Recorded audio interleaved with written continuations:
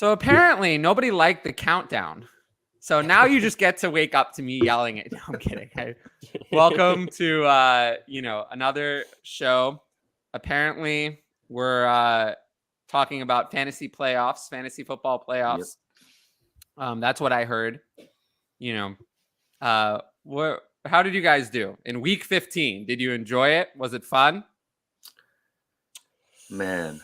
So I have quite a few bye weeks because my teams have done pretty well. I see.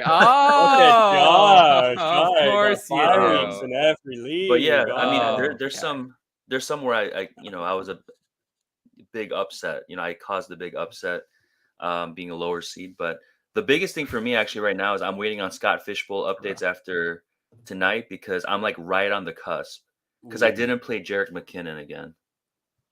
Why didn't you do that?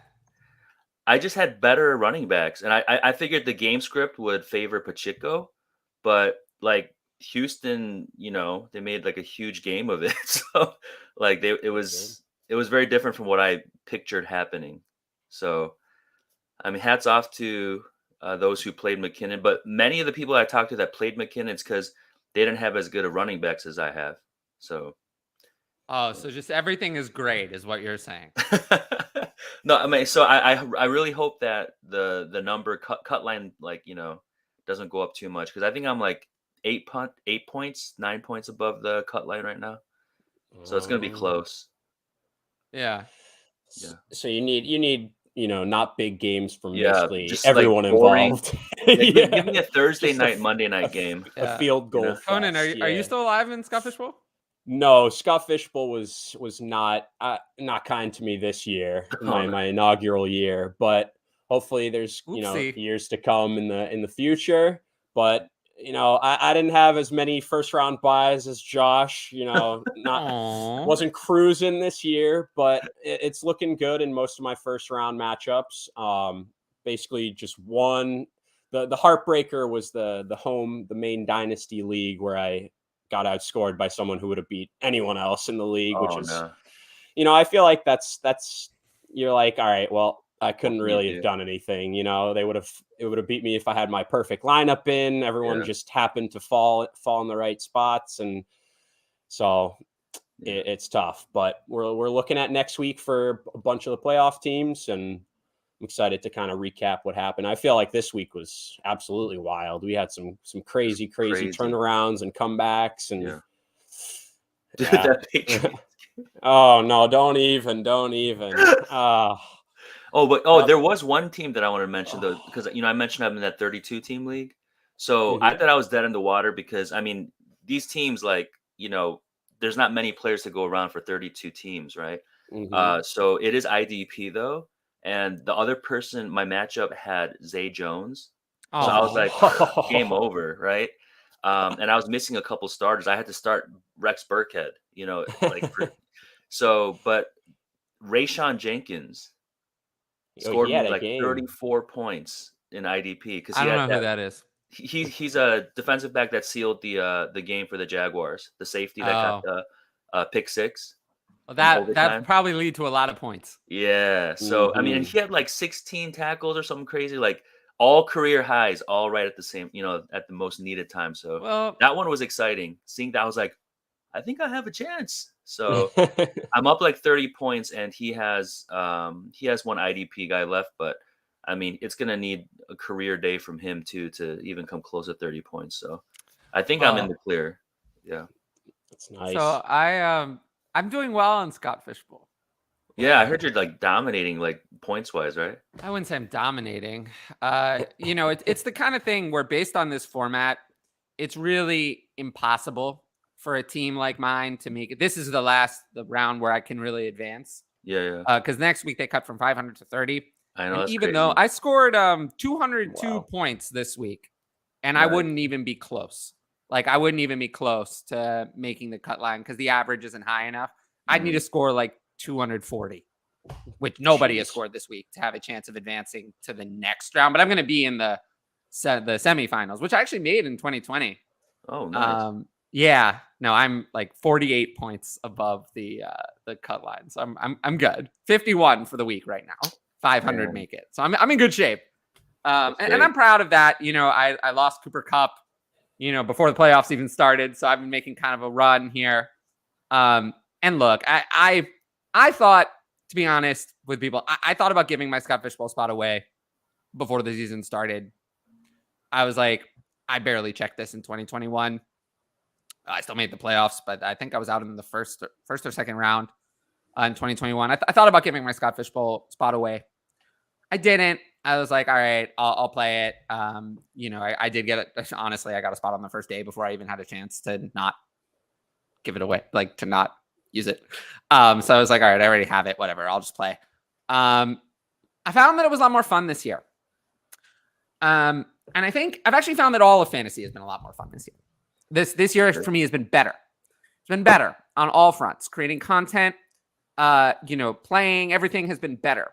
And I think the reason for that is actually the lack of COVID issues. I didn't really realize how miserable that made me as a content creator and also a fantasy manager. That wasn't fun.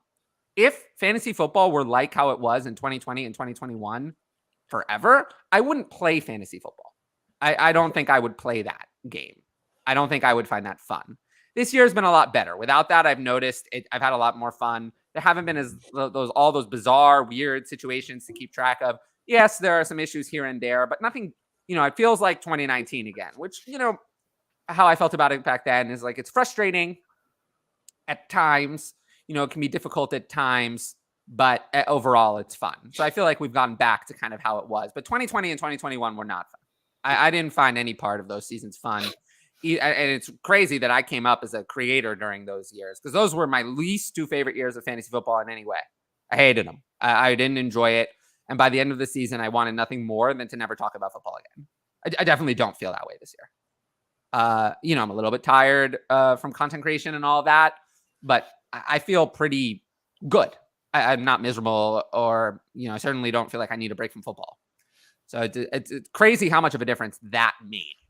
How bad that was. Yeah. For everything. It just also made content creation like impossible because there's just so many extra things to talk about. And just in general, mental health. I mean, it's like with all the different things going on and not being able to go out and see friends and all these different parameters. I know that had a big toll on a lot of people too. So. Yeah, I also feel like people were more miserable. I mean, people are still miserable. As long as most people are breathing air, they'll be miserable. But that's a Tyler quote if I've ever heard one. That's the Tyler we know. Breathing in misery, Breathing in misery. I'm not I mean, honestly, like, the people don't care about this, but I'm very much the kind of person who's like just okay most of the time. I know I don't seem it on the show. I seem like pretty animated and really like out there, but not actually. I live most of my life in that middle zone. Very rare that I'm very happy. Very rare that I'm very sad. I'm mostly just okay. It's hard for me to have. I don't have those like super enjoyable moments, I think, as much as often as most people. But I also don't have, it comes with that I also don't have those super down moments as often as others. Yeah. I just kind of live my life. And like steady a little bit. Kind of. Yeah, it's the opposite of how I think I project yourself to be. Well, yeah, how I feel on the inside isn't isn't really related to the, but this is really who I am as a person. It's just weird that I don't share the same actual feeling on the inside a lot of the time. It's kind of a weird dynamic for me to live through, but it's just interesting how you can never really tell how someone's feeling on the inside from how they're acting on the outside. That's good to ask. Yeah. Oh, that's true. That's always the best thing you can do. Yeah. All right. So from Frank, I'm not sure if I have a lot of Franks on my Patreon. Actually, I think I have 6. So I'm not sure if you're one of my patrons, but either way, a good question. I think this is a good question. We'll start with this one. So fantasy ethics question. And I think this is more than an ethics question, actually. Is it wrong to drop guys like Foreman and Latavius to stash guys for 2023? To be fair, I think the simpler answer is, this is why I say it's not an ethics question. The answer to the ethics part is no. You can do whatever you want. I don't care. But the second part of the question is, these are not the same thing, really. like Deonta Foreman should not be dropped. Yeah. Like, I don't agree that Deonta Foreman's probably going to get another timeshare job where he might have some fantasy relevance. Latavius Murray, I think, is really finished. This happens every once in a while, but I don't think he's in his team, 30s. He's 33.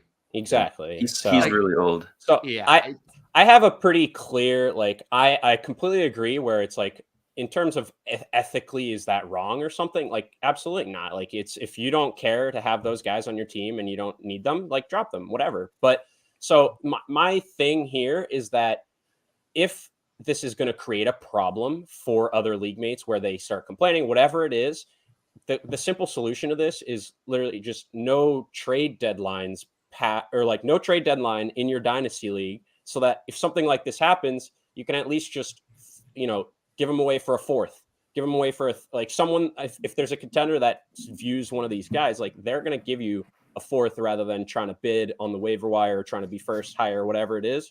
So, I mean, well, they better give you more. They better give you more than a fourth if there's no trade deadline. I think for me, I think that there is an ethical part of this question. I think if you add in maybe context, because I don't believe in ethics. I just do whatever it takes to win. If you know someone who has a higher waiver wire and you're talking with the guy like, hey, I could really use some help this week. If you drop these guys, then I know that I'll have first dibs on them, or I have the most. I really hope that wasn't the case. That's more collusion. Yeah, that's more collusion. That's where the ethical part would come in, I think. Yeah, but I don't think this is happening. I think this is a rant. Like, we're assuming, but I think it is fair to assume that Frank just wants to drop these guys. He hasn't talked to anyone that's like, hey, drop these guys because I'm higher in the waiver. Like, hopefully that's not a conversation that is had, because then, yes, you're right. I think there's some question of, I don't know, all right, Frank, like, that's not cool. I don't know if we can trust Frank, though, man. I think his last name is Beans. I think he's Frank and Beans. Is his full name. Yeah. Okay. But yeah, I mean, I'd hope the answer basically is, I agree. Like, I would not drop Foreman. Like, there is still an off chance he is somewhere. No, I wouldn't drop Foreman at all. And Latavius, yes, he's 6 years older, 7 years older, whatever. Like, he is. I mean, he's had this little resurgence recently where he's been pretty consistent and like getting a good amount of work. But I mean, he did really well this week for sure. Yeah, it's just how are you going to trust that team and him in your lineup?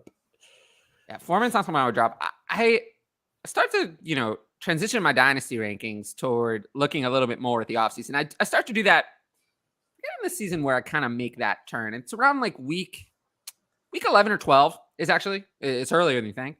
I start to factor in, week 11 or 12 is when I start to make the turn the other way, where I start to look more toward the offseason in my rankings as there's less of the season left.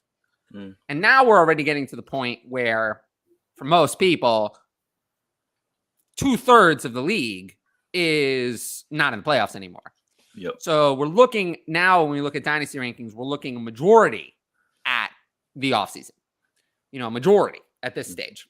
So you'll notice I just actually updated my dynasty ranks. If you're a patron and listening to this, you'll notice that there have been some changes. There have been some changes kind of across the board. Certain players moving down, players who are a little bit older, players moving up, Calvin Ridley, like that. Oh, yeah. Players who are out for the year. Breece Hall, another one who's moved up a little bit. Players who, we're looking to 2023 are already starting to move up a little. What's the difference really? Well, you'll see. There's a lot of things. For week 16, I need 2 flexes. It's between Christian Watson, Chubb, and Jerick McKinnon. So, unfortunately, I don't have week 16 rankings yet. Those are usually done in the midday on Tuesday. If you become a patron, it's the only way you can get those. I don't publish them otherwise. Maybe I should publish teasers, but at this point in the year, it's probably too late to help me. But yeah, I do publish them on Patreon. They usually come out in the middle of the day on Tuesday, and the initial ones anyway, and then they're updated throughout the week. Just as a rough guess, I mean, this is gonna be very interesting, I would say.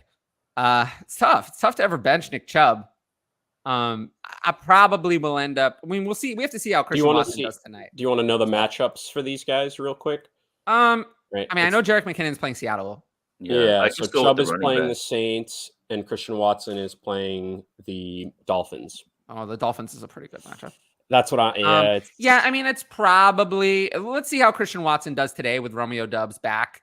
Oh snap! I need him to score less than 6 points, but in a half PPR. But I don't think that's going to happen. Yeah, that's not going to happen. Sorry. I think he's going to score a touchdown, and there's your 6 points right there. So good. Yeah, I wouldn't count on that. In this case, it sucks. It's hard. I mean, Jerick McKinnon, he's the cover of this video. He's been the RB1 2 weeks in a row. Going into Monday Night Football. Seattle's a good matchup. Yeah. Mm-hmm. I had Jerick McKinnon this week at running back 31. It was too low. I mean, he put up 30 points? Yeah. But I did get Jerick McKinnon or Deonta Foreman a lot and went with McKinnon. So that one helped. I don't know, man. It's tough. You're really going to bench Nick Chubb? I cannot do that. It's hard to do that. It's going to probably be Chubb and Watson, assuming that Watson plays the same role with Romeo Doubs back. If he doesn't, then it would be Chubb and McKinnon. Yeah. It's tough because he's like literally never had a 3-game stretch where he's like actually been this or like doing this poor. And I was like looking at his game logs, and it's like this is 3 straight weeks outside of the top 35 running backs or something, and it's tough. It's like you said, like those other 2 options, they've been real hot recently. But are you really gonna sit Chubb for both of those guys? It's tricky, but I just couldn't do it. It's tough. I do feel like it's like, he's been bad 3 straight weeks. All right, he's gonna explode. I mean, he hasn't been like so bad, but like he's bad for Chubb. You know what I mean? Like we expect high efficiency, get into the end zone, and he's just not really doing that. Single digits 3 straight weeks. It's just it's like usually he's approaching that 100-yard mark, even if he doesn't get that touchdown and he doesn't get the receiving work, and you're like, okay, at least he got me 10. Like. So, it's frustrating though. I mean, there's a couple guys like that. I mean, Mark Andrews is another perfect example. Oh gosh, 3 straight, down weeks at least. Yeah, and just single digit. It's just. But can you sit him? Can you sit him for other guys that have been like? I don't think so. Mean, like Evan Ingram, who had another good game. I brought up that was my home dynasty decision. I have Gerald Everett, I have Evan Ingram, both on the bench, and I have to start Mark Andrews right now. And then it's like 3 straight weeks now. Both of those guys on the bench have outscored Mark Andrews. Mark Andrews is brutal. Mark Andrews is brutal because you know how it works. The week you bench him, that's gonna be the 120 and 2. Oh yeah, I mean you know that's how it works. I had Mark Andrews. What happened to Kittle this week. That's what happened to some people for Kittle this week. They sat him. They're like, no. I beg people not to. Yeah, seriously. I think on Tyler's thread, he and I were just like, "You play Kittle. You play Kittle. You play Kittle." Agree. Like, it's just I think we saw one real like big ceiling game from Mark Andrews with Tyler Huntley last year, and we obviously know that Tyler Huntley had like a near 40-point game in fantasy, and I think we just like fell for this trap. Like he's been bad. Like he can't support. Well, I'm talking about Huntley specifically though. Like he can't support. Tyler Huntley is terrible. Fantasy weapons. He's terrible. It's just, I've seen enough of him. Yeah, exactly. It's tough because especially in that one game last year, we're like, oh my goodness, like he basically just pulled a Lamar out there and he looked just as good. Of just he's not good. And he has not. He's terrible and. But they also just don't have, like they're running DeMarcus Robinson out there as their one. Like it's not a good setup either. I don't know what you do with Mark Andrews in Dynasty though. Yeah, I think you still keep him. You still keep him top 5, obviously. Top 5. I mean, I still have him. I have top 3. No, still. I mean, I have him at 2. What? Who else are you gonna have? There is no one else. Pitts. I mean, wait, who's your one? Pitts. Oh, Kelsey's ancient. See, I don't know. Like, is it? I feel like you can't move Travis Kelce. Like, I know it's Dynasty and he's older, but like, I still think that Travis Kelce needs to be 1 or 2. Like, I mean, I don't know. Like, just look what he's doing, how consistently he does it. Like, I don't care if his youth is behind him. If even if he has a couple more years left, right? I really think that 2 years of production, its consistency, is going to be better than a lot of these younger guys who we just have high hopes for. You know what I mean? Like, so let's say you traded earlier this year, like Travis Kelce for Kyle Pitts, you're like killing yourself. Like, I shouldn't say that, but you're like really mad. You're really angry. You're really upset for what you've done. It's weird for me. I mean, Travis Kelce, like, he's already 33. I get it. I don't know. It's hard to bet a couple more years. I mean, it's hard to bet against him. It's just tough. Like, that at that age, any injury or any decline in performance and the value goes up in smoke almost immediately, and you'll never recoup it. Yeah. So it's like that's the risk you take. Yeah. Mm-hmm. It's just hard for me to I'll never have him again. I mean, not at his cost. I'll never, ever, ever have him. Yeah. So it's kind of hard. Like, we're at the point where it's been so long since I've ever even considered having Travis Kelce on a dynasty roster that I'm so out of, like, I almost feel like this is very rare considering like the Patreon stuff I go through and all that. But like, this is very rare that I feel like I'm so out of touch with a player, but I'm totally out of touch with Travis Kelce in dynasty. He hasn't really been a part of my dynasty plan. And this has probably been a mistake. I mean, if I drafted him in 2020, it would probably be better off. But, you keep doubling down on the age thing. Same thing with Derrick Henry. Obviously, Derrick Henry's another player. Like, I just feel like it just hasn't existed in my dynasty world. Like, since I started my Patreon, it's another player. I'm not really in touch with like what his value is. Yeah. But I just don't know that all. Like, it's the kind of thing where when you ride the age into the ground, the worst thing to do is reverse course 2 years later. Oh yeah. I'm definitely not saying you got to buy him, but like to say, in terms of the ranking wise, it's like you're not going to be able to buy him for really that big of a discount. Well, for me, the impressive thing about Travis Kelce is that despite that he just turned 33, his value is actually not dropped in my dynasty rankings at all. That's what makes it the same for us, which is very hard for someone that age to do.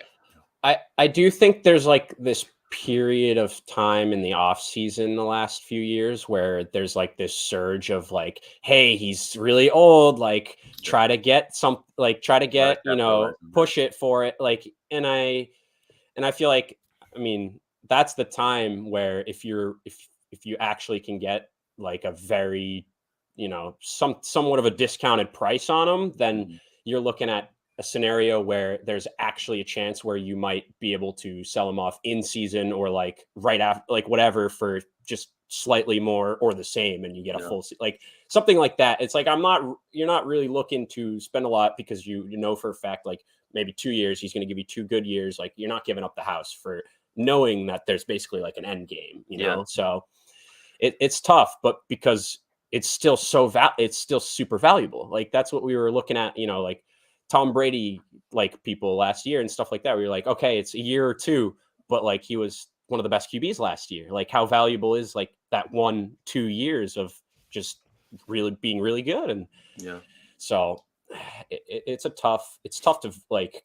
place a specific value on someone like that where they're supposed to be in decline because of age, and really we don't really see it. We talk about it every year, and we look at him on the field, like he's still out there burning Jalen Ramsey and other guys. Like, he doesn't look like he's. I think he's the type of guy that I think as long as he's having fun and he's healthy, like he can play a long time. And he doesn't like I feel like he plays. I mean, he definitely plays a little like. It's rough sometimes, but I feel like he's pretty smart about it. Yeah. And like you see him going down when he needs to. He doesn't take like unnecessarily big hits, like he'll fight for that. Like, if it's real important, like, and stuff like that, he'll fight for it and stuff like that. But if it's not there, you don't need it. Like, he's so good. I mean, they talk about it every game. He just gets in that pocket, that little space. He knows which and then way to turn. He turns around, he catches it, and usually he can just more. sit down or like make one move and kind of fall. It's like, so, I mean, that's how, it's like so good, Tyler Lockett. That's how he's lengthening the crap out of his career, doing just like. Oh, so sad he's out. Yeah, I know. But I mean, it's part of the game, right? What do you? I mean, that brings a good question up. I wanted to ask is like, what do you guys think about just overall what that does for, do we like DK more? Do we like Geno like a lot less? I like Marquise Goodwin a lot more. Can't believe that's where we are. Yeah, I mean, but he really has played well even when the both of them are there. Like they're taking shots, for him, and I think he can produce. He's a pretty good receiver, even though what is he 32 or something like that now? Yeah, he's still a burner. 33. Yeah, I know he's older, but he's someone that I would consider if people are in a bind at wide receiver, maybe for the flex, something like that. Definitely has high upside, I think. Yeah, that's the thing. Yeah, I mean, he's put up multiple top 10, 12 weeks or whatever so far this year. It's just like, there's the chance at least. Yeah. And with Lockett not in the picture for the rest of the year, I do think Geno's kind of, I feel like he's cooled off a little bit though in recent weeks. Obviously he had a tough matchup this past week and that doesn't help, and losing Lockett's not going to help either, but we'll see. I mean, they're going to rely on Kenneth Walker a little bit more, maybe. I mean, not that they don't already try to run the ball a lot, but who's their matchup is KC, right? I mean, that's going to be a monster smash spot for, Walker. I think that's going to be a really huge game for anyone who has him in the fantasy playoffs. That'll be nice.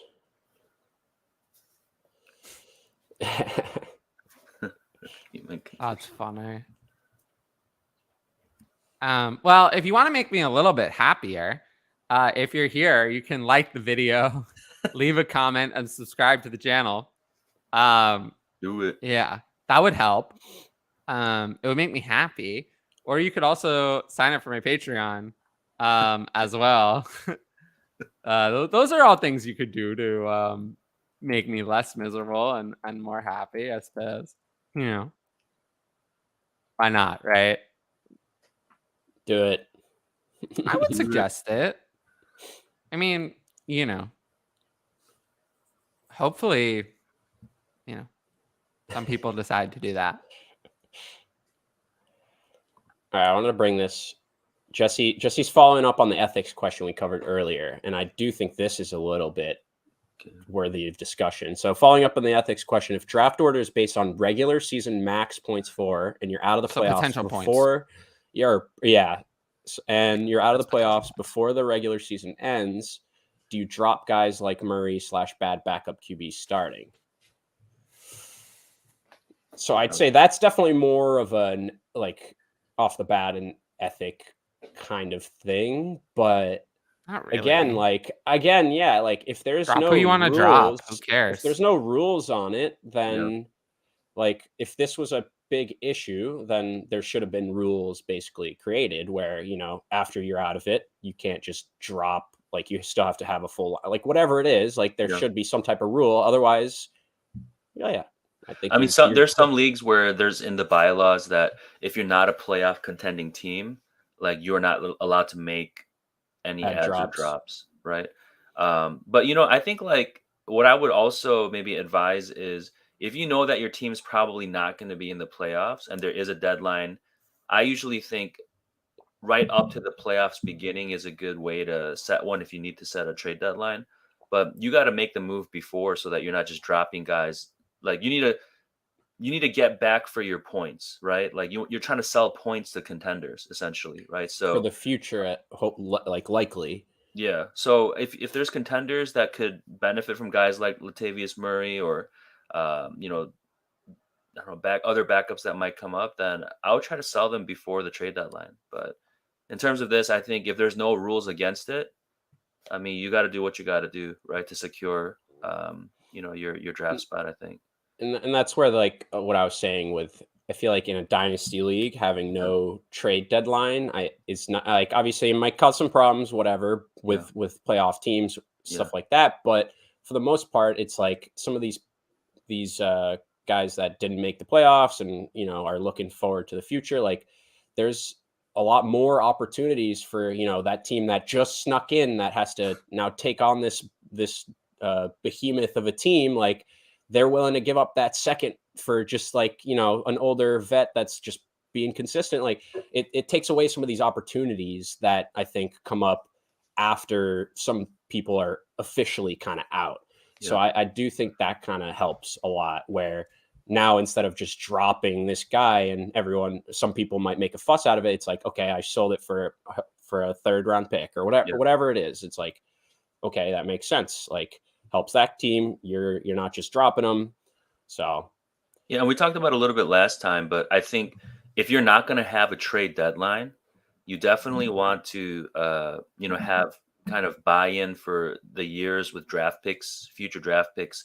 Kind of, as a commissioner, you want to make sure that there's some kind of rule where you have to pay in advance for future draft picks that you sell, because it's very easy for a team to just like load up for a run, and then disappear, or even sell and then disappear. Like, you know what I mean? So, that's kind of another topic, but something that always comes to mind for leagues without any trade deadline at all. Because you can see some pretty bad trades that look like collusion almost. You know what I mean? Like the team that's going into the finals, just like selling all their picks, just to try to, win it that year and stuff like that, and then leaving if they don't. I don't like that. I'm opposed. Yeah. Opposed to that. That's no good. Yeah.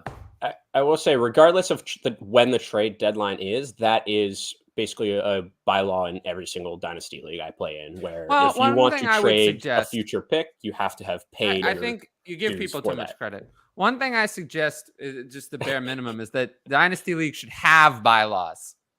Yeah. We should have bylaws. Even simple ones. That just say how are you going to determine very the simple draft order. Yeah. Well, that too. That's not even that simple. Even the simpler ones. Like, no cheating. No collusion. It didn't say that I couldn't. It didn't say I couldn't collude. It didn't say that. It didn't say. Well, I totally thought I could collude. What? Yeah, you don't want to give people leeway. Oh, that's really what people sound like. This is what happens when you only know people on the internet. You don't hear them talk. That's when you spend too much time behind your computer screen. You don't not enough time in the real world. That's really what people sound like. Really is. I swear. You're not wrong. I had to have a. I'm never wrong. Oh my god. I can't do this. Like, oh man. Sometimes you have those days where like you just oh fuck it. McKinnon is running so pure. Well, yeah, he's Jet. Yeah, no, he's looked good last fucking 2 weeks. Jet. 30 plus. Helps to be on Kansas City. You'll take that off the waiver wire. Remember when Jerick McKinnon was the second round dynasty pick?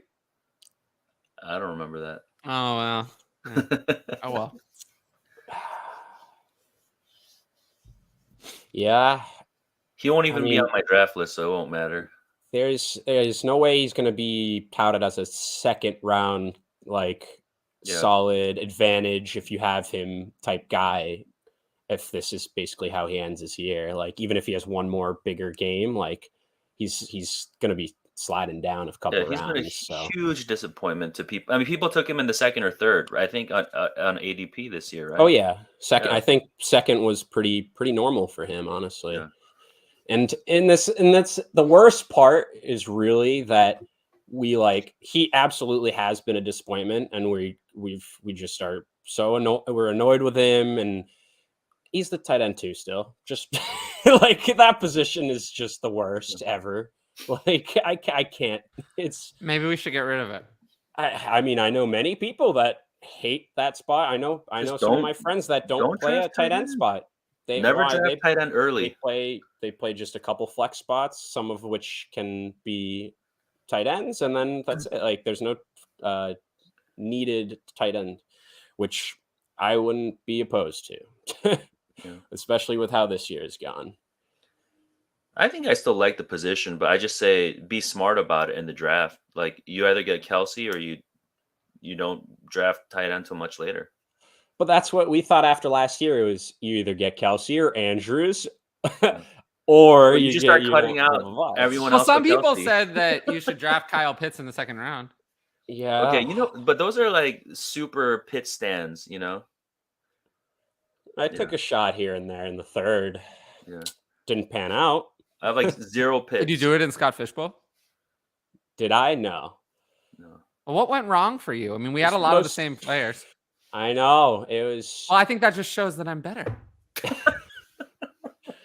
I think our quarterbacks definitely weren't the same, and I kept. You can tell that I'm like progressively going over to the dark side. Like this is Tyler, and nice Tyler was over here, and Tyler. As less people watch the show, the dark side goes on and on and on. Dude, where it actually went wrong was Russ and Aaron Rodgers as my quarterbacks. Well, I told you not to pick them. When I had a nice Gino sitting on the bench, and I was like, nah, he's not going to keep this up. And then I finally switched over, and that's when I started doing better. I told you not to pick Aaron Rodgers. Yeah. I mean, you knew me and my Lazard love. I wanted that stack. But it was also, I think there's at least one or two other names that I was hoping. You know what I really enjoyed this week? I enjoyed because fuck all of the fantasy football. It's important, but there aren't that many questions, so I'll just talk about whatever I want. I enjoyed watching football more this week than like any other week I can remember. The Vikings and Colts game was so damn exciting. I love that one. And then as a Giants fan, I loved watching last night, seeing kind of some bad football, but the Giants coming out with a win. And my favorite part was seeing Antonio Gibson not get a lot of carries and Brian Robinson playing ahead of him. Yeah.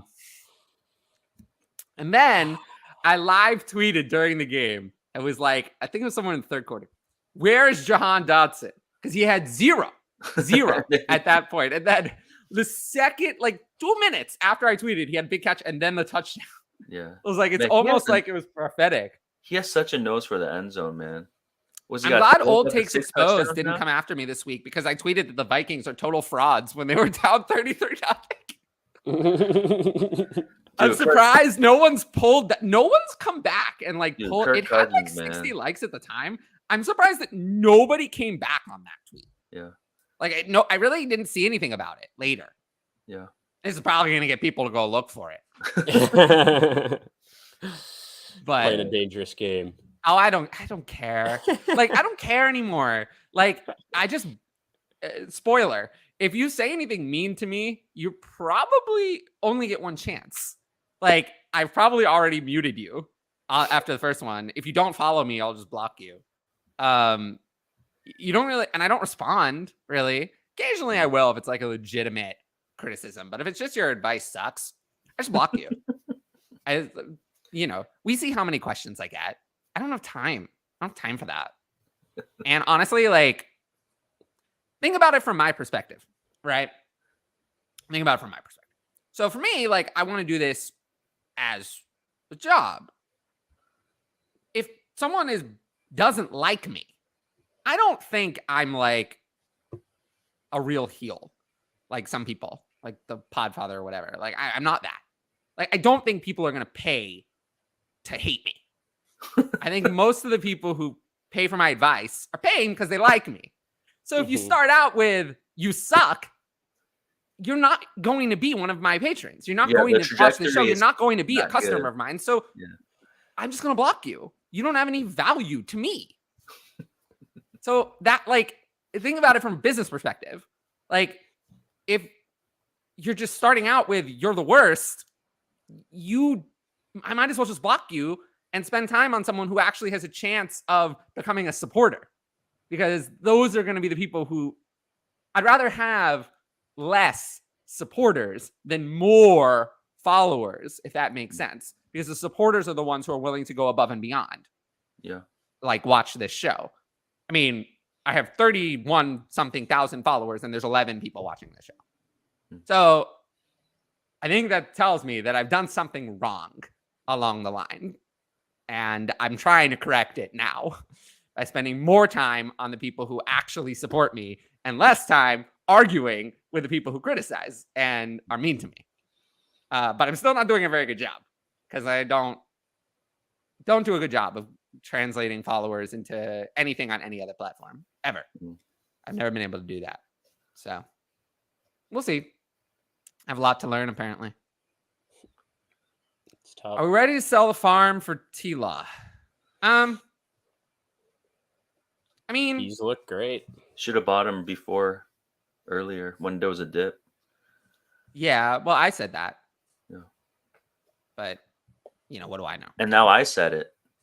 So yeah, but I said it first. I said it first. So because I said it first, it doesn't matter that you said it. I actually sold Tila, and I'm really sad about it because I was the number one seed, and I had a buy. Well, but now I'm like totally destroyed at QB because part of the trade was for Kyler Murray. Why'd you do that? Yeah, pre-injury. So that made me super sad. And then I had Matt Stafford as my other guy. I had been kind of like mixing and matching like Marcus Mariota and some other guy like Jacoby Brissett. So my team is stacked, but now QB might be my downfall in the next round. We'll see. The short answer to this question is yes, by the way. So what would you value T-Law at right now? Well, I mean, I have him at it's a good question, right? Yeah. So in your Dynasty Superflex rankings, like I have Trevor Lawrence as a first-round startup pick. I have 10th overall. That'll be cheap. I don't think anyone would sell. I mean, the Superflex, no one's gonna sell T-Law for just one first, though, right? 10th overall is not cheap. That's a first-round startup pick. That's expensive. That's going to cost 3 firsts. You think that selling the farm is like you're just one first? I think someone who has T-Law a first-round startup pick. It's a first-round startup pick. Oh, startup. Oh, my bad. That's very expensive. I'm like 1. First-round startup picks usually cost 3 future firsts at least. It's at least 2 or 3. That makes a lot more sense, Tyler. My bad. Oh, look. I was like, what? Look who decided to join us. Yeah. Hi. Oh yeah. Hey. Oh, I fixed us. Together. Nice. How we doing? How was your nap? My gosh, the worst ever. We'll talk worst about that ever. What happened? That doesn't sound like a nap. He didn't want to wake up. Probably. Tell the people. I've been telling the people about my. Here, I'll show you something, and then you can talk about it. That's what Devin says. Devin is great, by the way. If you haven't, checked out the Makeshift Managers podcast, I often pop in there and complain in their chat to help boost their algorithm. I just dump a lot of messages in there. It's mostly me complaining, but dumping the messages in the live chat, which people should do. Leave a message in the live chat. It really helps the algorithm. Thank you if you're watching. I appreciate you and I love you. But if you can't tell, I am frustrated with YouTube. Like this show hasn't grown like what I wanted. Like I'm trying my best. I go out and promote it. Like I do everything I possibly can. I brought in Justin to work on SEO. He's done a good job. I don't think it's his fault, but that hasn't provided the nitro boost that I thought it was going to either. I've learned a little bit myself. I did that last short. If anyone watched it about Sky Moore, I did it in TikTok style. I revealed all of the facts, and then the player at the end, I learned something. And that's one of my most viewed shorts ever. So I learned something. But I will say, YouTube has been a frustrating journey for me. Like it's not going the way I wanted, either on here or on AskDLF. I'm struggling with both shows. And, I'm not saying that this show or that one are going anywhere. Because they're not really close to that point yet. But I will say that if this just isn't what people want from me, because I'm more popular on Patreon and Twitter than on here, then it isn't what people want. maybe it's the long form shows. I have had a little bit more success with shorts, to be honest.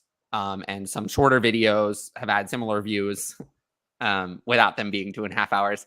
So if people think I'm better in that format, which is, I think, what the audience has been telling me lately, we might have to see more of that. But I also understand that it's December. A lot of people are out of the playoffs. People are checking out. This is the worst month of the year for fantasy. This in like June. The activity is probably going to go down. Yeah. Right. This and June are like the worst months of the year for fantasy content. Yeah. January to a degree as well. But although people start doing Dynasty startups then, so it's not quite as bad. But those are like the hardcore startup guys I do think there's like every year there's like a wave of people that kind of just found out / like got more into fantasy. Like I wouldn't say I was that at one point. That's what I'm saying. Yeah, because like when we started it a few years ago, we tried to do it basically as soon as the season was over, and it was because we all wanted to try. We were all excited, and like none of us had played, and so it's like. So I do hope, as fantasy football as a whole keeps growing and reaching more and more people, like I think even in the off season, hopefully that's kind of, some casual people making some startups, whatever. Like I hope so. It makes it fun. I do think also the long form show is kind of going out of style, and it's hard. Like, I don't think, to just be honest, I don't think I'm the best podcaster. Like, I'm not someone who's going to release an hour to an hour and a half taped show ever. I don't think I'm good at that. I think the reason these long shows are good are because of the live chat and the ability to answer live questions and have that interaction. If the viewership isn't there, these shows aren't going to exist. Like, if I'm going to do recorded content, it's not going to be this long. I do a good job. Most of my recorded content is solo and is short. And I enjoy it. I enjoy doing it. I like recording short videos and stuff like that. But you're never, ever, ever. I did it once back in the day. I did the podcast with CJ. It was good, to be honest. I was kind of surprised at the viewership on that, the listenership on that one. But I don't think it's something you're going to see me doing in the future. So, again, it's the kind of thing where, like, I do appreciate everyone who watches. But these shows exist for the live chat.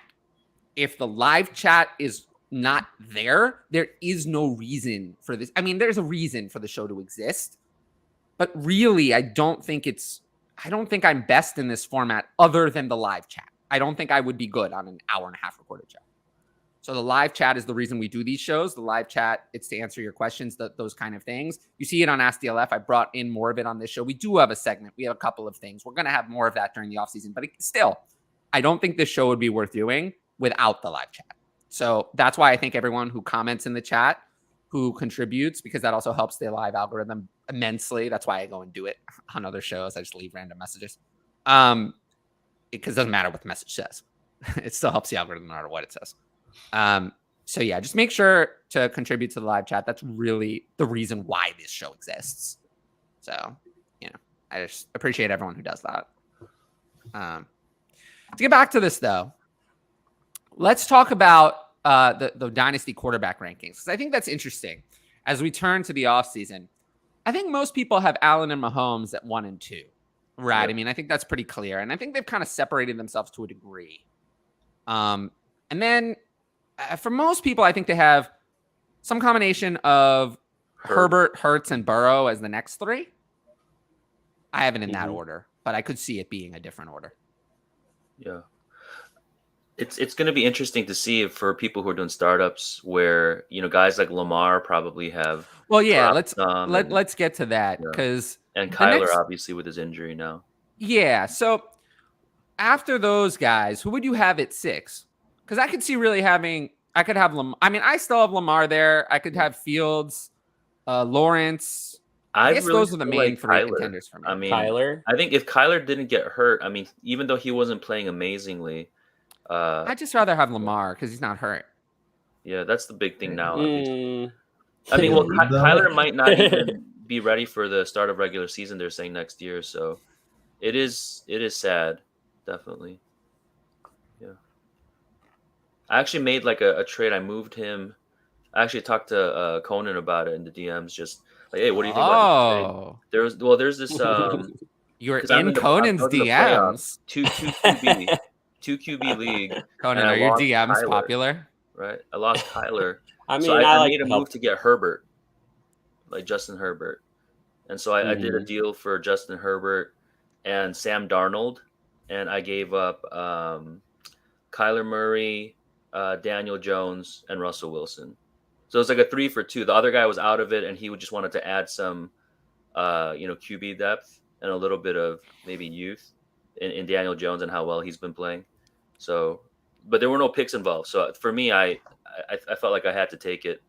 But I'm left now with like as my QB2, like it's either Sam Darnold, Baker Mayfield, or like Andy Dalton. I think maybe one other guy. So the QB2 spot's not looking too hot, but I think it's good that I have, obviously Justin Herbert, a big upgrade there. But man, he didn't look very good this week. I mean, it was supposed to be Well, a smash play, and he really didn't, play up to what people were thinking he was going to I put out. mean, when you run Josh Kelly the goal line 3 straight times, like Yeah, I'm not dude, gonna that get was so by. annoying, man. Gosh. Joe Yeah. Lombardi and Zach Yeah, Taylor. throw it to Mike Williams, throw it to Gerald Everett, do something like with your best player. Let Eckler run it instead of. Well, Eckler was hurt. Yeah, he was hurt Eckler for a was hurt at moment. that time, Or- but still. But I oh, will okay. say that the Chargers have some interesting play calling. But no, let's so for me, I have Kyler all the way down at 11. I think with the So, injury for me, that's probably that's what would do it. It's me. tough though. I think it's going to be an interesting choice. Like people are going to be choosing between Lamar, Fields, Lawrence, at those spots. I do feel like they're a little bit ahead of the next three, which are Watson, Tua, and Kyler, who I have a little bit behind. I think Watson, once he knocks a little bit more of the rust off, I think he's gonna probably elevate back into top 5 to 10 like conversation for sure. But like, how confident are you that because Deshaun Watson is not a running quarterback? He can run, but he's not that. Like, he's not a running quarterback. So how confident are you that Deshaun Watson is a better player than Trevor Lawrence? How confident? Because I'm not. Well, so even though I think Trevor Lawrence is better. Even though he's not a running quarterback, I mean, I think he's put up pretty good running numbers like throughout his career. Yeah, I mean, it's good, but look real quick. It's not. It's yeah, fine. I mean, he's put up like 400 yards. Yeah, but that's not a running quarterback. So, what are you expecting for running quarterback? Like, what's your like? Do you have like a cut line kind of like? No, I don't have a cut line, but I wouldn't consider him a running quarterback. Yeah, I mean, he definitely has every quarterback goal line help, right? I mean, the rushing TDs helped him a lot on a few of his seasons where he ended as the QB5. So I can see that. Yeah, I mean, it does help to run a little bit. Yeah. So he's carried the ball 7 times, 6 times, and 6 times in his 3 games since he's been back. So I mean, he does take off when he needs to for sure, and he's not really old or anything like that either. So I think that Deshaun Watson, after he knocks some rust off, will definitely be someone that people are willing to buy. I mean, the time to buy him was obviously already passed. Yeah, there was a long time. Yeah.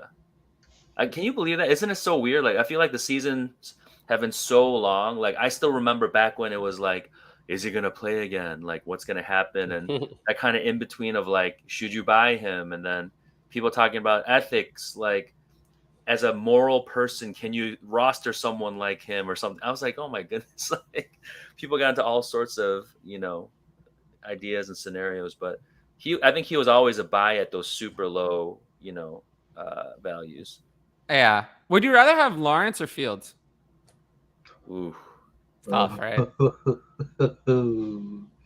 I feel like at this point, give me Lawrence. I feel like Lawrence has more longevity, like built in, just because the way that Fields gets his points. I mean, he's amazing. Did you see that run?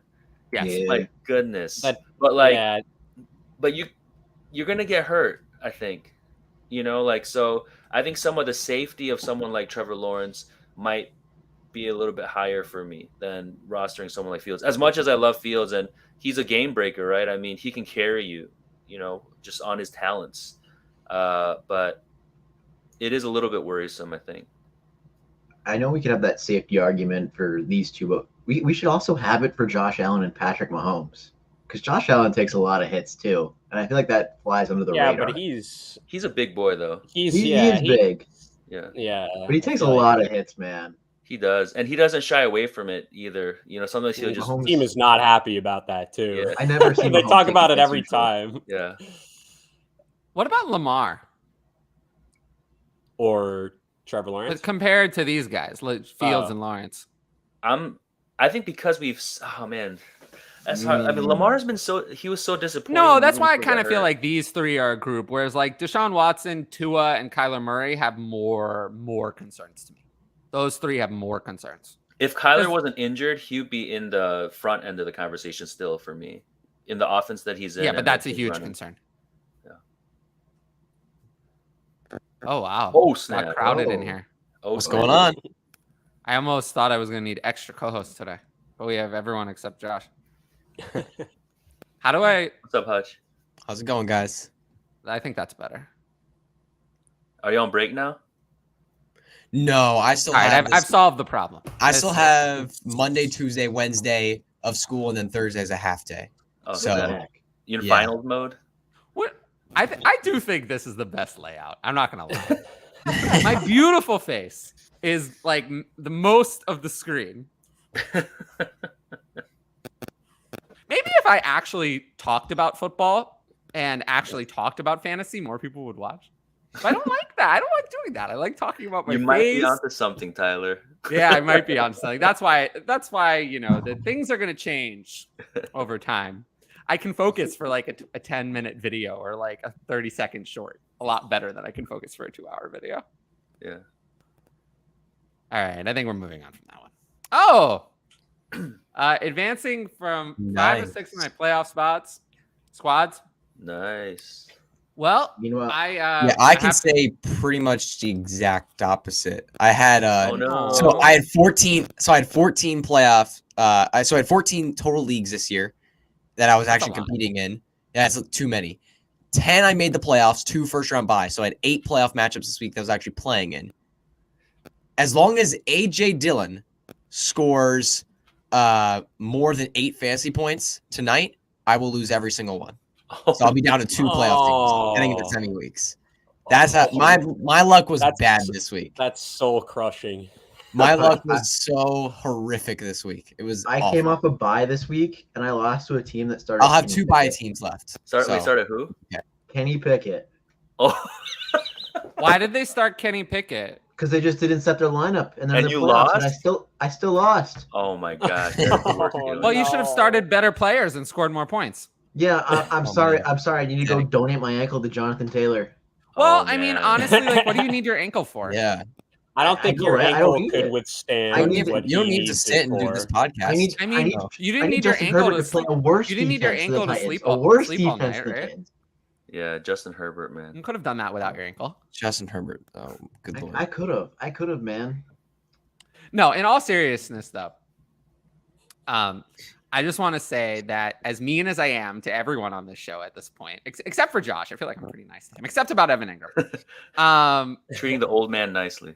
Well, yeah, you have to respect your elders. You're not that old. You're not that old.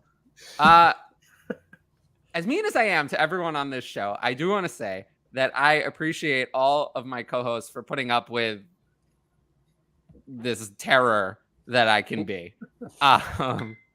And not getting tired of me after, for some of us, Ryan, a year plus. I don't know how you do it. Still rolling. I'm more so breaking down myself. Yeah. That's. Did I tell you guys how I lost my last Best Ball Millionaire Maker team? Oh no. Oh no. Oh, this is a good one. So it's the Patriots Raiders game. I'm up by. No. The rushing yards for Ramondre Stevenson knocked me out. It put the other guy ahead. The 22 yards on that draw. Wow. And I lost my last Millie Maker team. I had quite the weekend too, Hutch. We're going through it, bud. Yeah, my weekend was disaster after disaster after. Like, it wasn't like I had injuries or anything. It was just like all my players sucked. Everybody I sucked. didn't have a disaster. I was 2 points away from good. starting the best lineup I could have started in Scott Fishbowl. Yeah. And that's the thing. 202 points. I look at my bench in a lot of leagues, and there's nothing much I could have done. I talked a big game about There's Scott not much I Fishbowl could have done. this year, Like, and I actually disaster. delivered. Yeah.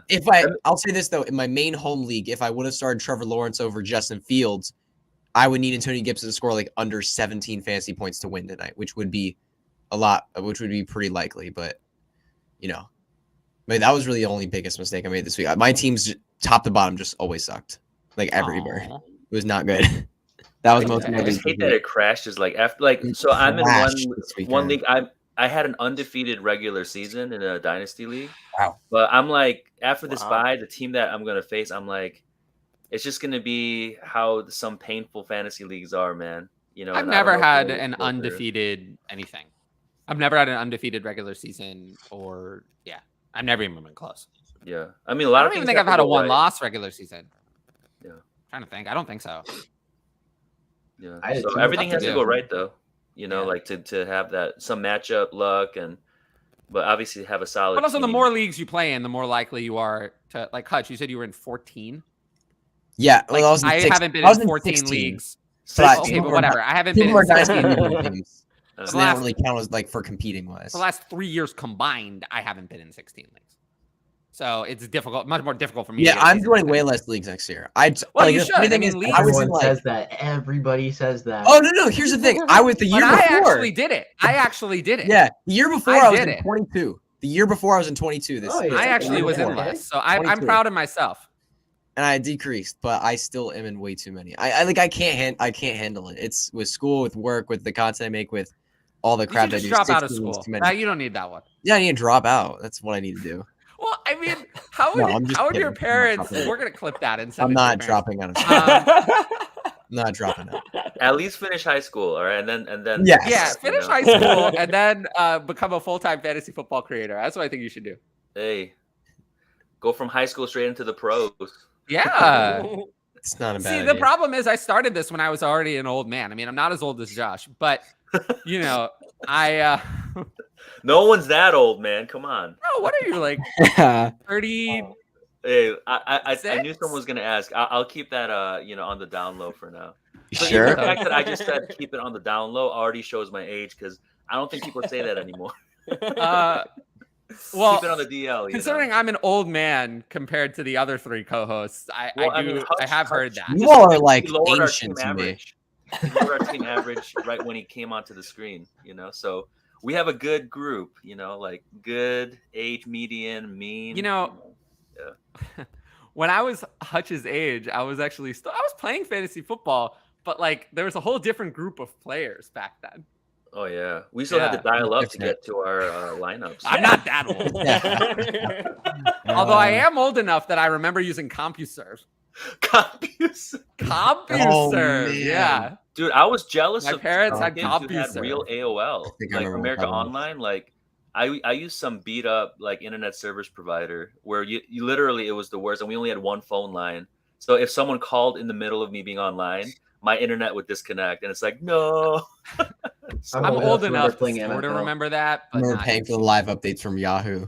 I know, dude. That's what Makeshift Manager's podcast just commented. Dude, there was a point where Yahoo actually tried to sell their stat tracker because everyone would have to like their live stat tracker for like $5. You guys are so old. Yeah, I am. Yeah, definitely. Well, I feel old. You can see I'm starting to get my wrinkles. Asians don't raisin, so I'm good for a little while. Hey, I mean, my most famous quote when I was Hutch's age is that I only wanted to live until 25, and I'm already 2 years past that. Why would you say that when you're so young? Because I just felt like I would be a depressed old person. Oh, like I still kind of feel that way. Like I don't know if I see myself. I don't see how I could be happy yet. Well, we're glad that you're here, Tyler. Well, yeah, I always say that people should enjoy it while it lasts, because I don't think old Tyler is going to be a lot of fun. It is. I think true. I think it would be that like old man, like at the like grocery store, like I want it. Oh man, I'm the worst. I love it. Oh man. All right, I comfortably won both my playoff matches. Solid week after going 0-6 the last 2 weeks. Awesome stuff. Great channel. I really hope you still think it's a great channel after this show. But that's okay. This has been my favorite show that I've done in a long time. Oh, that's my Patreon. Thank you, Past Tyler, for posting that. Seems ridiculous to make a rule around who you can and can't drop. Would not be in that league. I agree. Was that a conversation you guys had earlier without me? Yeah. Okay. All right. I debated on whether to start McKinnon or gamble on Ramondre's health all week. Both were fine. Ramondre's so good. Yeah. Ramondre was like the workhorse he was before. Man, Jared McKinnon. RB1 2 straight weeks. What the You're crap? in the cover. Yeah. Hutch, I benched McKinnon and Scott Fishbowl, and it might do me in, man. Well, why do you do that? Oh, because I've been out of Scott Fishbowl for a long time. My team sucked. Oh, my team was very good. My team sucked. And also, like, I didn't manage it well because it was on my fantasy league, and I always forgot about my fantasy league. Oh, yeah. I always I just don't I don't have the app. Like, it's not as available to me. App? So sometimes I just forget it. I don't have there's an MFL app. There's no app. There is an app. No. That's MFL, fake news. MFL Platinum. It's a That's web not. browser That's a third on party your app. phone that you click. That's a Yeah, third but that's party fake. app. It's a third party app. It's not MFL does not MFL? have a native app. As many times as I've begged them to join the 21st century and make an app. Well, I've criticized them, man. No. Oh yeah, I know. Well, I've criticized them. I don't Yeah. care. I mean, this is fair. I think it's fair criticism. I've told them, join the 21st century. Have an app that's not a third-party app. If you have a third-party app, you're dependent on someone else to run your mobile experience for your business. You want that? You want your mobile experience to be mostly dependent on someone else? I don't think so. That doesn't sound so good. They are the best fantasy platform for the late 1990s. That's what they are. They were great in the late 1990s. The problem is nothing's changed since then. Nothing has changed. If you look at the original site and now nothing has changed in the last 25 years. I'm very thankful for MFL though, because early on when I was like trying to get some traction on tweets and stuff, like early on, they help tweet out things and retweet things and no, their Twitter account is better than their actual fantasy platform. Twitter account's really good. Yeah, but honestly, we can trash MFL we want, but if your league is non-sleeper, you're doing it wrong. Well, I would be more likely to say, to give Sleeper a full endorsement if they actually responded to my message asking to partner with them. I was trying to figure out how do I get. I know I'm not making any friends on this podcast. Yeah. I've already just insulted the two. I know they follow me on Twitter. I know they follow me on Twitter. I want to. I love Sleeper, man. Sleeper's social media team where everything is great about. I love Sleeper. Everything's great about Sleeper.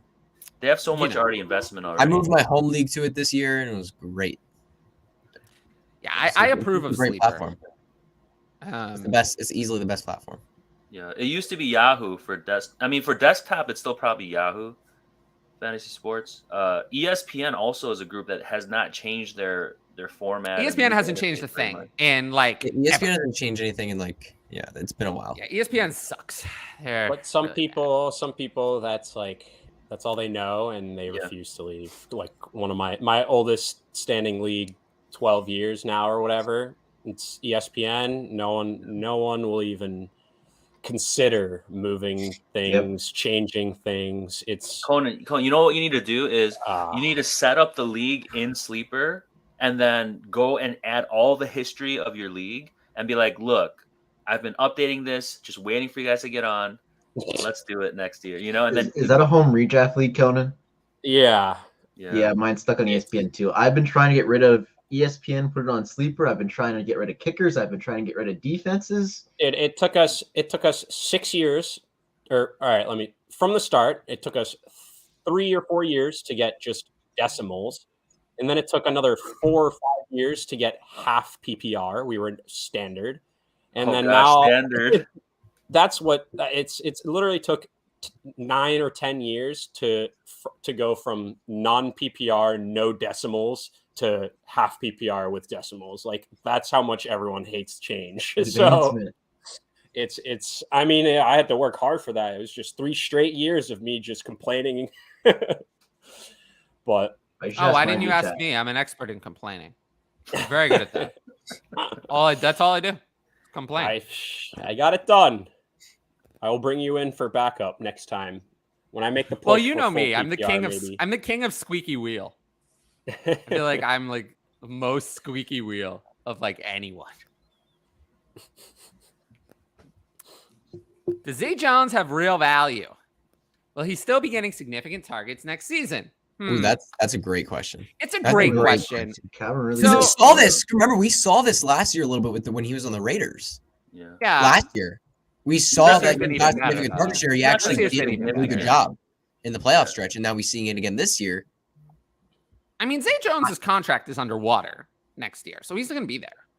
I mean, Calvin Ridley coming in is going to definitely make the. Yeah, I mean, they're going to have Kirk, Ridley, and Jones. Evan Ingram still. It's free agent. He's a free agent. He could be going. You don't think they're going to keep him? He's in a really good year. I mean, I wouldn't be surprised by a re-signing. I wouldn't be surprised, but to be honest with you, I wouldn't be surprised if someone else offered him more money. Yeah, I wouldn't be surprised either. Like Evan Ingram is not a prior. I think they decided that they would prefer to guarantee having Calvin Ridley over Evan Ingram. Because now that they've brought in Calvin Ridley, it's a lot to outlay because Evan Ingram can't block. So it's a lot to outlay on receiving weapons. They've already committed. They have 10 million committed to Zay Jones. They have, I think, 20 million committed to Christian Kirk. And they have whatever Calvin Ridley's being paid. So I don't know if they can afford. Evan Ingram is going to cost a lot. You know what's sad, though, with all these receivers is everyone's hopes for ATN to get more targets his way is like, like diminishing. It could happen. I mean, it could happen. But I would just say with Travis Etienne that if people are frustrated with him, there really is no reason to be. He had 19 carries in a game. They scored 40 points. So, yes, he didn't score. He's solid. He didn't score. But if he scores 2 touchdowns, no one's complaining. I don't care. He's running well, and we can only expect that his, usage and involvement in the passing game will go up slightly. Like it's basically not there, I wouldn't even project that. I would just project that's what I'm saying. Like he's still running well, but he's basically getting 0. Like we're not going to project he's getting less work. So I'm not sure really that I would project him to get more. I mean, what's more? I mean, he's kind of getting some passing game work, not as much as I'd like. But what I would project is with how high powered the offense is going to be, considering he's only scored 4 touchdowns and 182 carries, despite averaging 5 a carry, is very unlikely to continue. He's been very, very, very unlucky in terms of touchdown regression. Extremely unlucky. So, I wouldn't. Travis Etienne is someone I'm still very, very in on. These are always the players you want, is the players who are running well and aren't scoring. Those are always the ones you want. Because touchdowns are, especially for running backs like that, are mostly random. Or they're not random, but they're based on the volume long term, but in a short-term sample size, they are relatively random. Yeah. And if we look at the Jaguars this year, it's actually very interesting. Like, Trevor Lawrence has 4 rushing touchdowns, and Travis Etienne also has 4. They've really become an interesting offense because Trevor Lawrence has become like their guy. Like he's finally stepped up. So this offense is actually valuable and has so much value on it now. We just need to find where it's actually going to be because sometimes Chris Kirk, sometimes Zay Jones, it's been Travis Etienne in flashes with Calvin Ridley coming in. What's that going to look like next year? I'm just saying that Travis Etienne has been actually very effective and, touchdowns are, somewhat random and this happens. There was that year with Dalvin Cook where he could never get in the end zone. And then the next year he had like 16 touchdowns. Like, I don't think Travis Etienne is bad or bad at the goal line, particularly. It's just not going his way, which it happens. It happens to receivers too. Like Amon-Ra, like AJ Brown is actually on that list and Amon-Ra to a degree, but AJ Brown this year. How many times has AJ Brown been tackled at the 1? I think there were 2 just in this week. And then there've been many Like if AJ Brown had a few more of those touchdowns go his way, we'd be talking about AJ Brown in we're still loving him, but we'd be talking about him in a completely different conversation than the one we're talking about him in.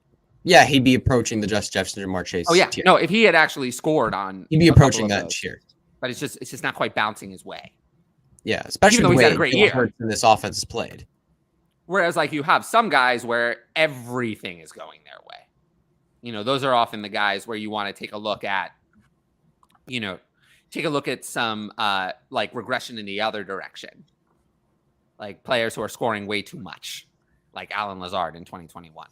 But these are minor details. Dude, is KJ Osborne really the wide receiver 2 right now this week? I believe it. That's KJ Osborne is a good player. Like, he's not bad. It's funny that I'm complaining about AJ Brown, despite the fact that he actually scored 10 touchdowns this year. It just feels like he could have 15 or 16. Yeah, he could have close. More. Yeah. AJ Brown had 27 points PPR with no touchdown. That's pretty, that's I will say He's though, crazy. there isn't one thing there's really not this year is there's not a player in fantasy. This player does not exist this year who has a lot of touchdowns and not much else. Like there's no Robert Tonyan.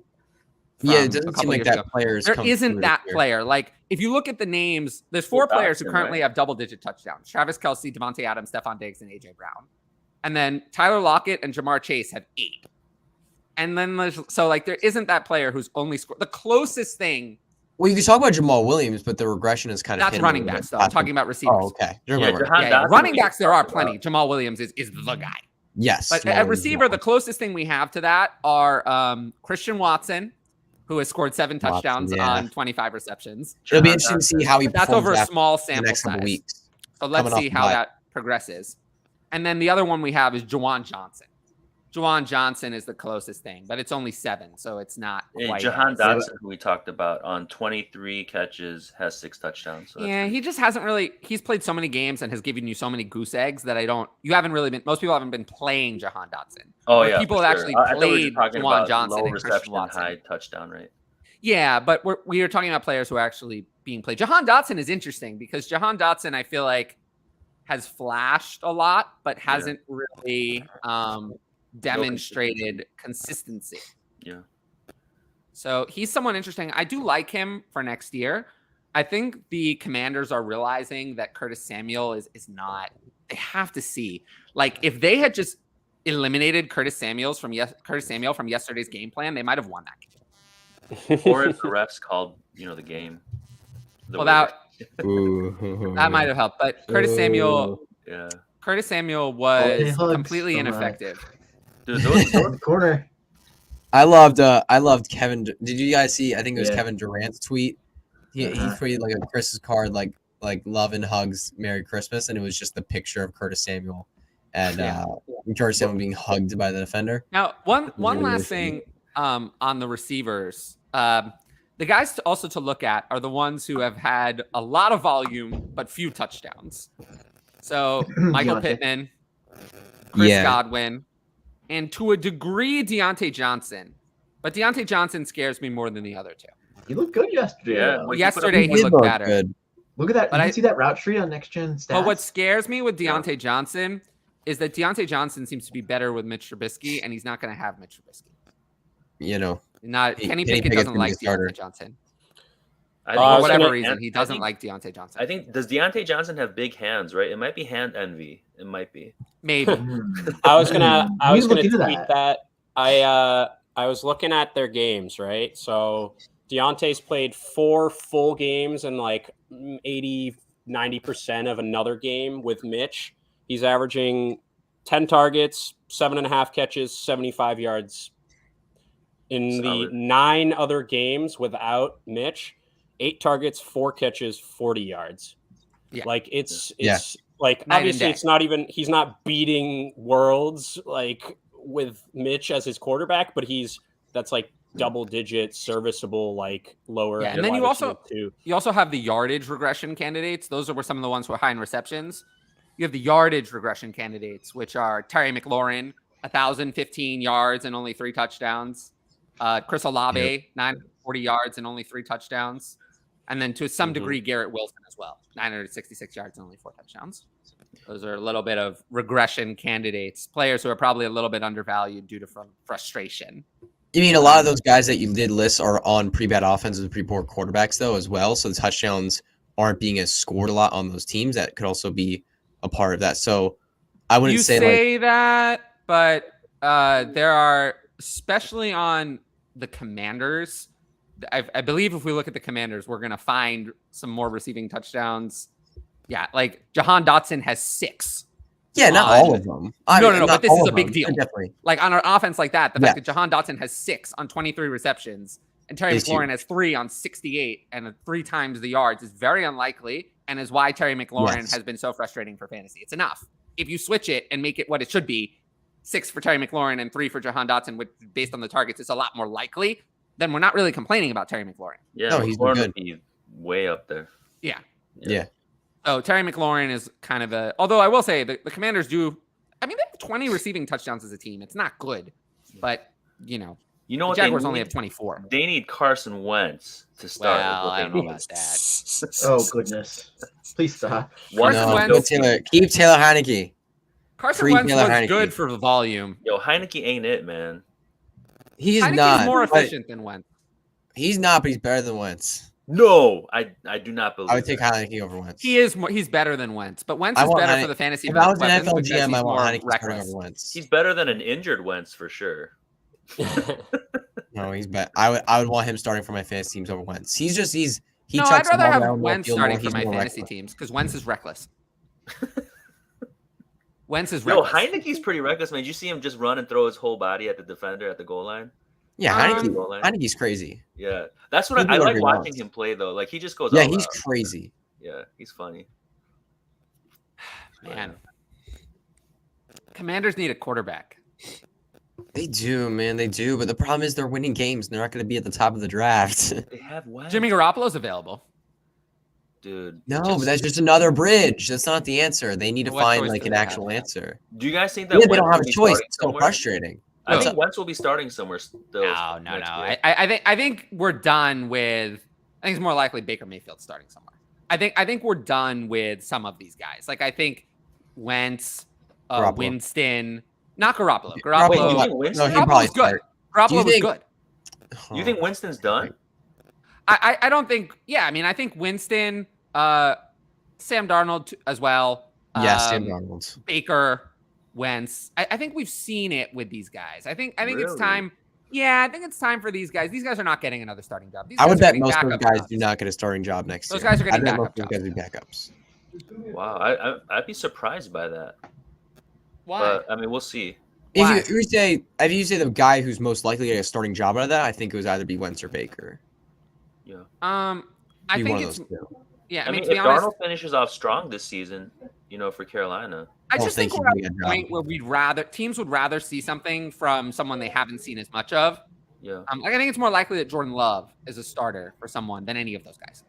Dude, Darnold is about to play the Lions, so yeah, but Darnold we'll talk after that. We know it.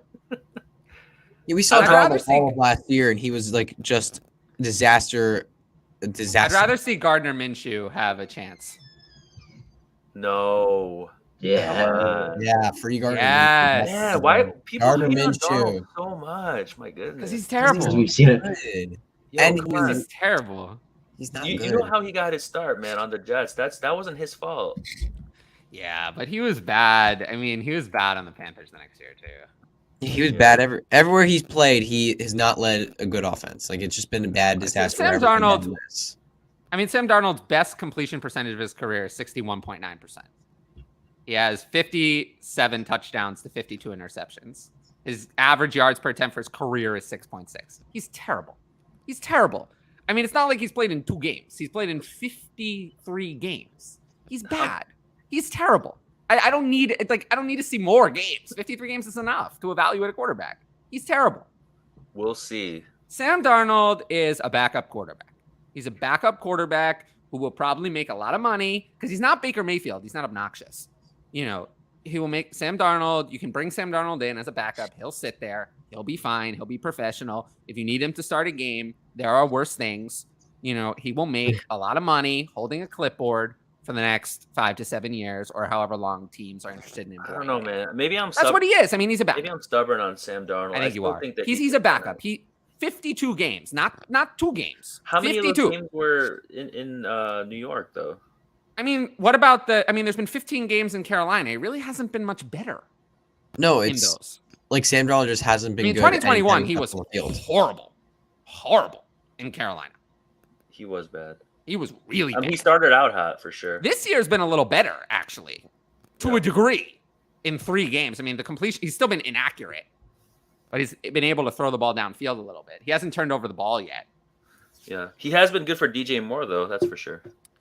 Yeah, I think it's when he is better for DJ Moore than any Panthers quarterback we've seen. Darnold I feel like, is more of a lock-on player. Yes. In that he prefers to throw to the best player, whether they're open or not. Yes. Yeah. And if you're whereas talking Baker about Mayfield is more throw to whoever's open, no matter how good they are. So Yeah, if like we're Skronik. looking for the best fantasy weapon to perform, we'd rather have Sam Darnold because yeah, he's gonna Sam lock Darnold on is to the best, has been fantasy the best weapon. quarter. Yeah, Sam Darnold has easily been But the best. that quarterback strategy for has Darnold. really not led to Sam Darnold being very good.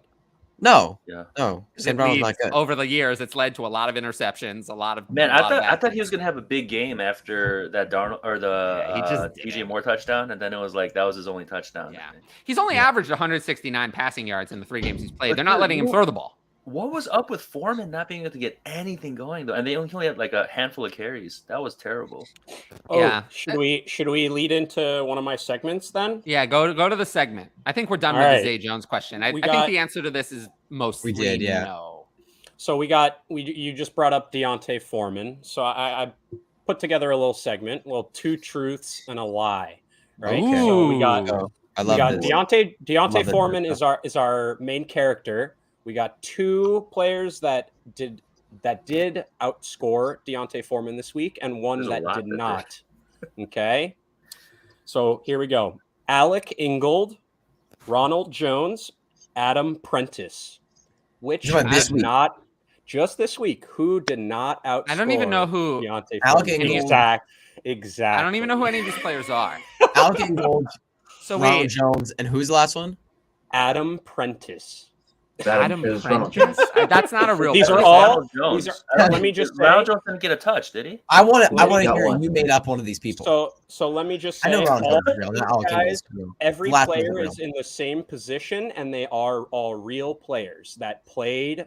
No, logged- that's a big logged lie. Snaps. I think and you know what? stats. Ronald Fake Jones did news. not outscore. It's fake news. Ronald Jones did not outscore him. It's fake news. Yeah, is what I think. I it would is. say All Ronald right. Jones. Ronald Jones did not outscore him. The other 2 Yeah. did. All right. And the answer is you are correct. He only had 1 That's 6-yard funny, the only rush, player that I which really was know. 0.3 less. Yes, so Alec Ingold and Oh, that's Adam so Prentice good. both had a catch for at least some amount of yards, which Oh my put them God. over Deontay Foreman this weekend. Yeah, So wow. if you Fake had him in news. your lineup, Highlight. absolutely crushed you. Wow, Absolutely that crushed is you. that is a disaster. He was in my Scott Fishbowl lineup. That's part of what crushed me. Why did you Oh put him my in your goodness. Scott Fishbowl lineup? Over Jared McKinnon. Oh, So no. so listen, I Yeah. set up my lineups very Oh. early on for Scott Fishbowl. So and kind of like what Hutch was talking about, just so I don't forget MFL, like to set it. And then I try not to tweak things too much before I like go, tweaking. but yeah. So that might be what cost me, but hopefully low scoring game tonight will equal. I barely hold on and get in and see how my team does next week. So we'll see. All right. I like that. How about- the 2 truths and a lie. How about I got one more. How about one more running back one, and then we'll sprinkle the other Sure. 2 in later. Yeah, let's do it. But we got another guy that crushed your lineup if you ended up starting him, Jamal Williams. Mm. All right. Yeah. So he we sucked. got two truths and a lie. We got Amir Abdullah, Hassan Haskins, and Avery Williams. Which guy did not outscore Jamal Williams this weekend? I'm gonna go with Amir Abdullah. I'm gonna go with the second third guy, Abdullah. whoever you said. I think it's Amir Abdullah. It's Amir Amir. Abdullah. So we got Amir Abdullah's, and then what'd you say, Ryan? whoever the third guy was. Avery Williams. Avery Williams. Avery Williams, yeah. Ryan, you are the winner. Yes, Avery I was Williams watching the Raiders Did game. did I was not watching that outscore disaster. Jamal Williams, but Abdullah and Hassan Haskins, both in full PPR, did outscore I was watching Jamal those games. I get some Williams. When catches. did Amir Abdullah enter the game? He got like a That's- 9-yard catch he or something had- like that. Let me tell you, he had 0 rushes, but he had 2 catches for 14 yards, just enough to put him over Jamal Williams. Oh my God. And Hassan Haskins had 1 rush for 8 yards and 2 catches for 7 yards, just enough to get him over Jamal Williams. Just brutal. These guys brutal. I could have used Miles Sanders was another one that would have been very easy to make this for. Crushed a lot of people. But did you see his tweet? Did you see Miles Sanders' tweet after? Did he reference how he told? He didn't care about your fantasy lineups. Yeah, I mean, hey, this is the thing. Hey, he showed that he didn't care because he made a sarcastic comment. Don't draft me in your fantasy team. He told us not to draft him, and all year we were like, oh, he lied to us. He's been good. Maybe he was like, hey, don't draft me. I might put up some good weeks, but end of the year, I ain't doing nothing. Maybe he was telling the truth. Week 15, he's like, okay, most people are in their playoffs week 15. This is where I'm going to make good on what I said. Hold up. What's up? Did something just happen? Okay, I'm looking at Twitter. Okay, this is not really important at all, but I'm looking at Twitter right now, and for some reason, I don't know why it's popping on my phone. The NFL's Twitter profile picture is a square, and I'm really confused. Some are circles and some are squares, and it's really confusing. I know this is stupid, but this is really weirding me out. Some of them are squares. Can someone explain? Why are they squares? Elon, why are they squares? Oh, you're right. What? See? There are some circles. It's like, I think like the verified accounts. There's like some with like golden checks. And the golden checks is a new thing, which is like an official like entertainment or business. Okay. It's like a special version of verification or something. Yeah. Those are the only ones with the squares. Yeah, they have squares now. Oh yeah, that's pretty cool. Man. So if you're an official business and with a gold verification check, you are now a square, I guess. Yeah. I mean, there's probably a lot in the fantasy football community that should be squares, but that's more about personality, I think. I want to be a square. I feel like I am a square, like in real life, So that's all good. All right. Hey guys, but I have to sign off here. You hear my dog bark in the background. I gotta go hang out with my family. But enjoy being here with you guys. Hutch, I got to see you for a little bit, so that was cool. Ryan, Conan, and then Tyler, as always. Follow me at JB Cho Knows for those who are watching. Yes, do it. Let's finish strong. Absolutely. I think even if you're in consolation, I always say play your best lineups. Win the consolation bracket. Win it. And don't win the Sacco. That's it. Yeah, all right, I'll see you guys. Have a good one. I can't believe that show got canned. They should have kept that. They should have kept the league going, dude. Have you ever seen the league? Have I ever seen what? The league. Oh no. The league? Oh, watch. It's literally a show about people that play in a fantasy football league together, but they get super. Marshawn's been on the show. Like they get actual NFL players to come on. Funny. Make appearances. Yeah. No, that's great. I gotta watch this. Hold on. I'm looking this up. I'm looking this up right now. It's literally just the league. That's it. What's the one? I forget what season it was, but when Ruxin did the musical number of NFL players. This is my show. I don't have a show that I watch. God, I literally don't have a TV show. Start that up today. I don't watch TV shows. I don't play video games. Like I don't do any of that at all. I haven't touched a video game in 6 months. I need a TV show. Well, hey, hop on the sticks with Ryan and I whenever. Yeah, play some Overwatch with us, bro. But what do you Overwatch? Yeah. Oh man, I hate shooter games. The only video game I played a video game 6 months ago was Rocket League. That's the one game I played. But I don't like. Yeah, I hate my little brother. My little brother plays shooter games, and I'm like, I don't like those at all. He plays all the Call of Duties and Overwatches and all the whatevers. I don't like them. I don't like the shooter games. I don't love them. Or whatever. All right, we got a question I wanted to get to real quick. Right? Yo, Twitter boxes are scary. I keep seeing these boxes, and I'm like, bro, what is going on? Okay, let's go. Sorry. Andrew's asking, how aggressively should I try to upgrade at QB in a 1 QB league? If I have Dak and Tua, I have tradable pieces to upgrade, but don't want to waste them if upgrading QB in 1 QB leagues isn't worth it. I'd absolutely say it's really not worth trading pieces, especially not one of those QBs to like upgrade. You only start one. You have two guys that some people in the league, I'm sure, would be very happy to start. I think Dak is a name that I'm kind of wanting to trade away just off name value. I think he might be a bit overvalued in Dynasty just because of the name value. Like, I don't know. I just feel like Dak has had such a down year. It's been really, really weird with Dak this year. Haven't you felt that? Because I just like it just hasn't been there for him this year, like at all, at any point, really. Yeah, I mean, he had the one blow up game, and then basically been pretty like he's been underwhelming besides that.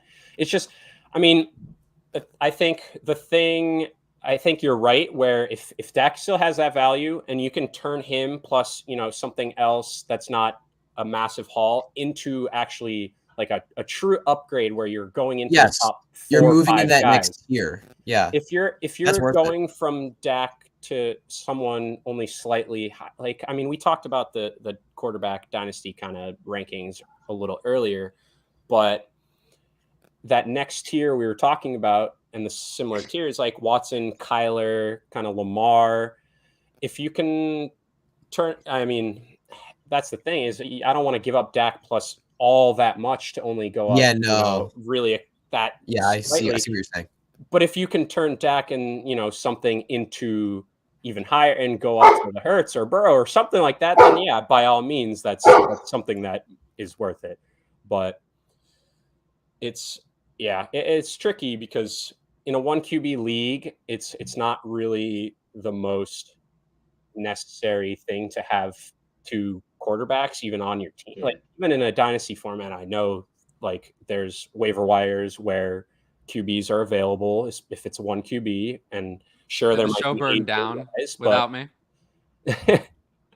Or just sorry, my dog stormed and barked somewhere, so I had to, move that. This is why I don't have any dogs.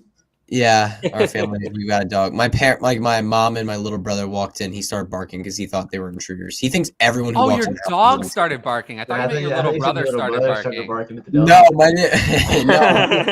little brother barks. Yeah, it's weird. He barks. No, I mean, some people are into that thing. Yeah, some people are into that. I'm not going to knock it for anyone who's into humans that bark. I mean, it could be a very good thing. I mean, I don't know. There are many things that people could be into. So I'm not going to knock anything like that. This is, oh my God, I can't believe what I was about to say there. But yeah, I approve of whatever you want to do in your free time. Let's move on. Especially with other consenting humans. All right. Yes, I would think so. I am 48 points above the cut line with only 1 game to go. So I would think so. 48 points above the cut line. Mm-hmm. Wow. See? I trashed your Scott Fishbowl team, and then I ended up doing well. It just was a year later. I'm 24 points above the cut line, so like. Oh, but this wasn't the team I trashed. I trashed your 2021 version. I don't know where I'm at. So did I? But I've probably already been out forever. How do you not know? I hope you're because my team was so bad. It was just a disaster. Do you know what would happen? Do you know what happened if I won Scott Fishbowl? How bad would that be? How bad would that? Wouldn't that be one of like the worst representatives to win? One who is not modest in any way, shape, or form, and has like already a massively overinflated ego. Oh, to win Scott Fishbowl. But luckily, I would donate all the money I didn't win to charity, because there's no money for winning it. But I would definitely make a donation in Ryan's name to charity. I do that every week to the sports books. What do you mean? That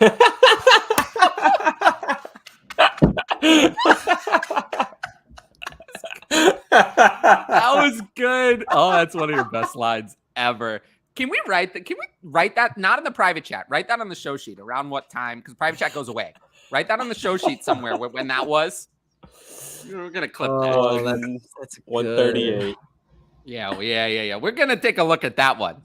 See if I can make that into a short video. That'll be good. I will have to put in there that I have an overinflated ego, but everyone already knows that.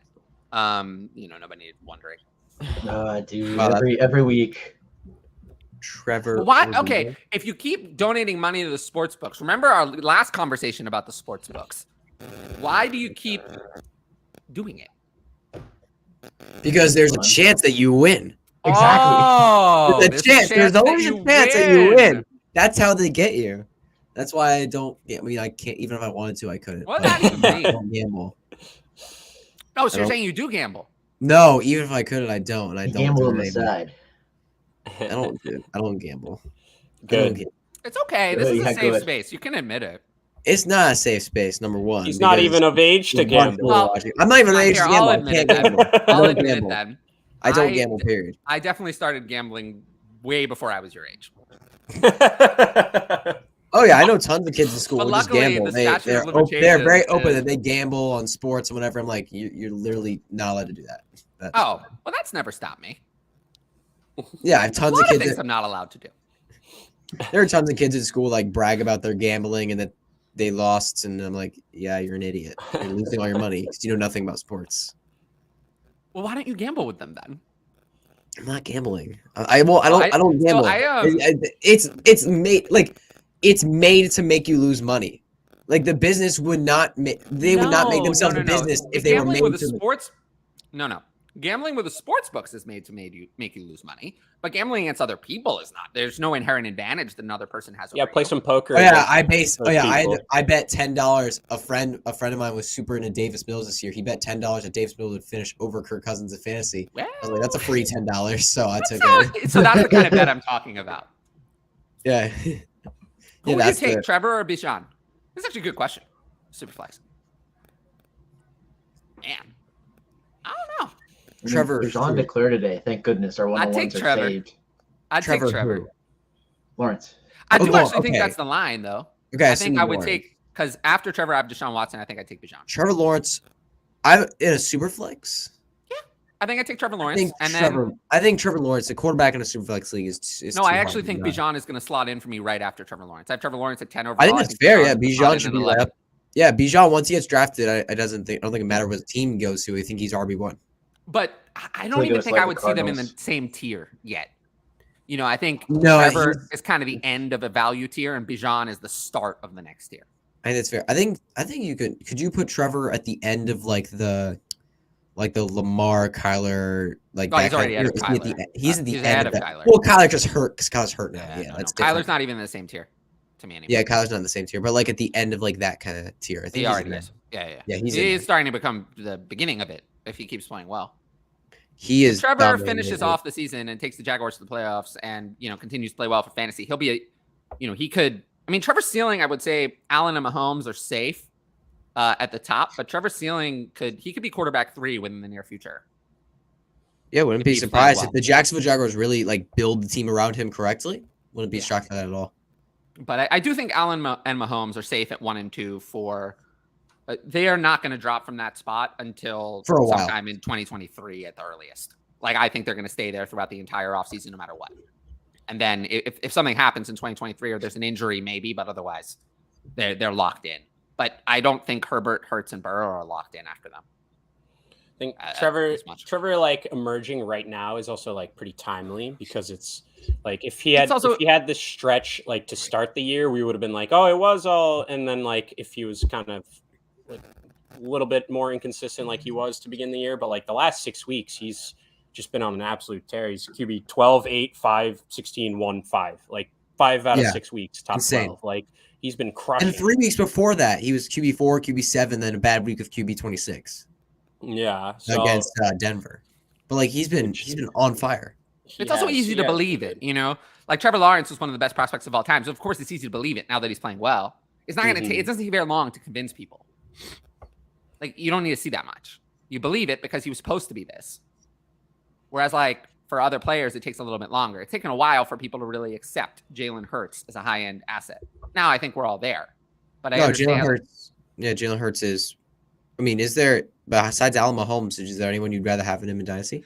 I don't think close. I would still rather have Herbert. I'd take Jalen Hurts, but Herbert. Hurts has been like one of those guys where it's like he's an advantage at quarterback this year. Like he has one finish outside the top 12. I feel like Justin Herbert is like a Hall of Fame level talent. It's frustrating with him. He is great, but we're talking about fantasy, and Jalen Hurts runs the ball. Herbert's had kind of a down year level. This year. He has an offense. He's having a bit of a down year. It's a weird year for Herbert. There has been a lot of injuries around him. It's definitely been weird for him. He's been very accurate, and the volume's still there. But the touchdowns have kind of gone away, and the like yardage down the field has kind of gone away to a degree. Jeez, I did not. This is Jalen Hurts is QB1 or 2 4 straight weeks now. Yeah. Oh my goodness. Yeah. No, I have Jalen Hurts. Like he's not fair. I have Jalen Hurts at 4 overall in Superflex, ahead of any other players other than Allen Mahomes. I don't think there's anybody I'd rather have than Jalen Hurts in Dynasty besides Mahomes and Allen. Yeah, I could see that. Close to that tier for me. I could see that. With Jalen Hurts, I do have some concerns that when, we're talking about concerns. I have him ranked 4th overall. How many concerns could I possibly have? Yeah. Not many. But if I'm just teasing it out, I think I still have to go with Justin Herbert just because I believe that the talent gap is large. It's large between the two.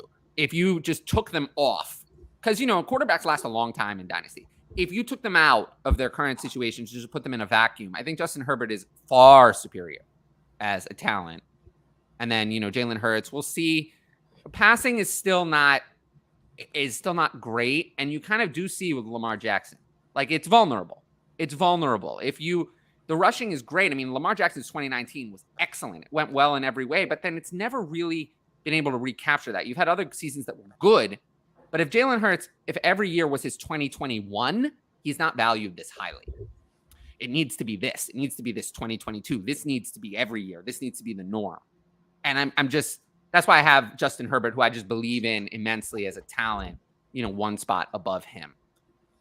Whereas Joe Burrow I have behind, because I think Joe Burrow is very good to excellent, but not a little bit below Justin Herbert in terms of raw talent. I just think Joe Burrow's had better weapons. So that's kind of led him to a little bit more fantasy success at times. In 2020, last year, Justin Herbert was better for the whole year, but Burrow delivered during the fantasy playoffs, and that's what people remember. But if you look at the whole year, Justin Herbert was actually significantly better. But anyway, it's a good discussion. I mean, I think the point of the discussion is that you want to start your Dynasty Superflex draft with a quarterback, almost certainly. It's difficult to not do that. There's not tons of great quarterbacks. Like the quarterback position seems starting to slowly become a bit fragile. Yeah, I think there's a lot of guys at the top, and then just kind of like really fades. Yeah, for me, I have Allen, Mahomes, Herbert, Hurts, and Burrow above any other players. Then Jefferson and Chase come next, and then I have Lamar, Fields, Lawrence, Watson, Tua, and Kyler above any other players. I just don't want to. I don't want to not have a quarterback. I need one of those 11, I guess. If I had to settle for Dak, I could see a situation where I started, the 5 quarterbacks were gone. I was the 6 or 7 pick. I started with Jefferson or Chase, and then I get Dak in the second. If that's what I have to do, I would do it, but it's not really what I want. Yeah, I think the one thing I could possibly agree on is that we're not taking a running back in the first round. Bijan would be in there for me. Bijan possibly. But any other running back. Otherwise, no. I currently have Breece Hall at 21 overall in Superflex tight end premium, and he's my running back 1 for now. Now that we're starting to move away from an in season, now that Jonathan Taylor is out for the rest of the year, Breece Hall has returned to being my running back 1, but he's only 21 overall in the Superflex, so no, he's not even close to the first round. Mac plus 102 or Trevor. It's easily Trevor, but what needs to be added? Trevor easily to me. Not very good. Yeah, I would definitely take Trevor. Yeah, I don't know. Do you think Mac Jones is the starter for a while longer? Because I don't know if he is. Well, I don't know if he gets past his rookie contract. Well, that's a separate question. I mean, I don't think we can look many years. I mean, let's try to focus on 1 year. Quarterback has a lot of movement these days. I will say there is tension between Bill Belichick and Mac Jones. It's obvious. There's tension. There are issues. There's some big conflict.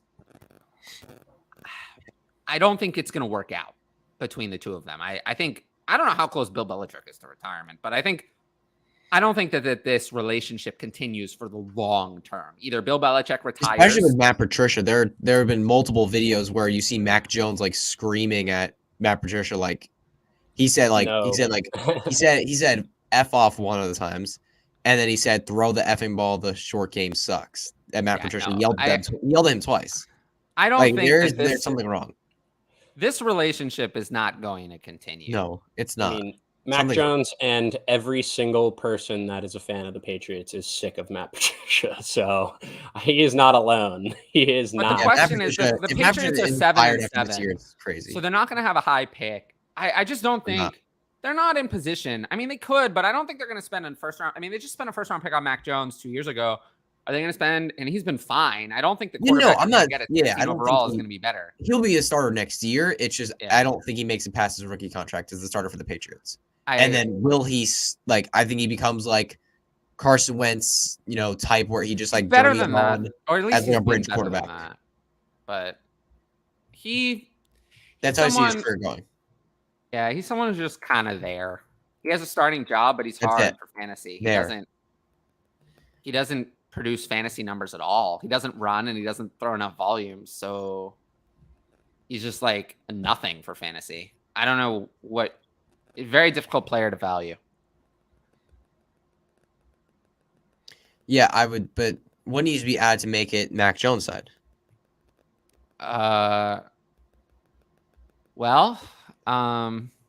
Another early first. I mean, that's I was going to say. Yeah, I think that makes about another mid first essentially is like 106, 105-ish. Yeah. I think that's fair. And even then, if I have Trevor, I wouldn't jump immediately if it's 102. No, I definitely have to think about it. Mac. I mean, especially look at your situation. Like I had a couple dynasty leagues, as I was talking about earlier. I lost in every single playoff matchup this week.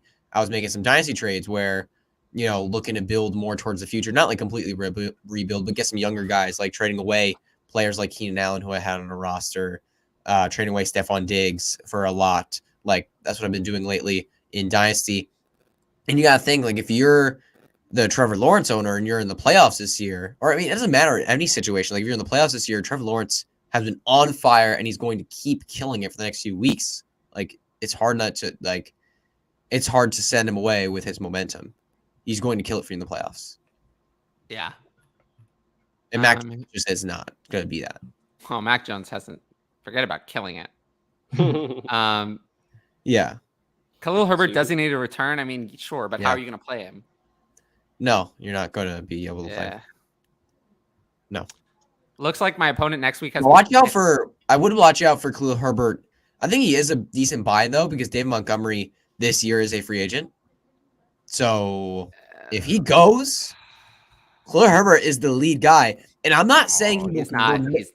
I know I'm not saying he will remain the lead guy, but his value, the public opinion on Khalil Herbert, if David Montgomery gets sent away, he will be so highly valued that a sell would be great if you could buy him low now and sell him when David Montgomery leaves. Or even when the rumors come around, because Khalil Herbert's going to be highly valued there.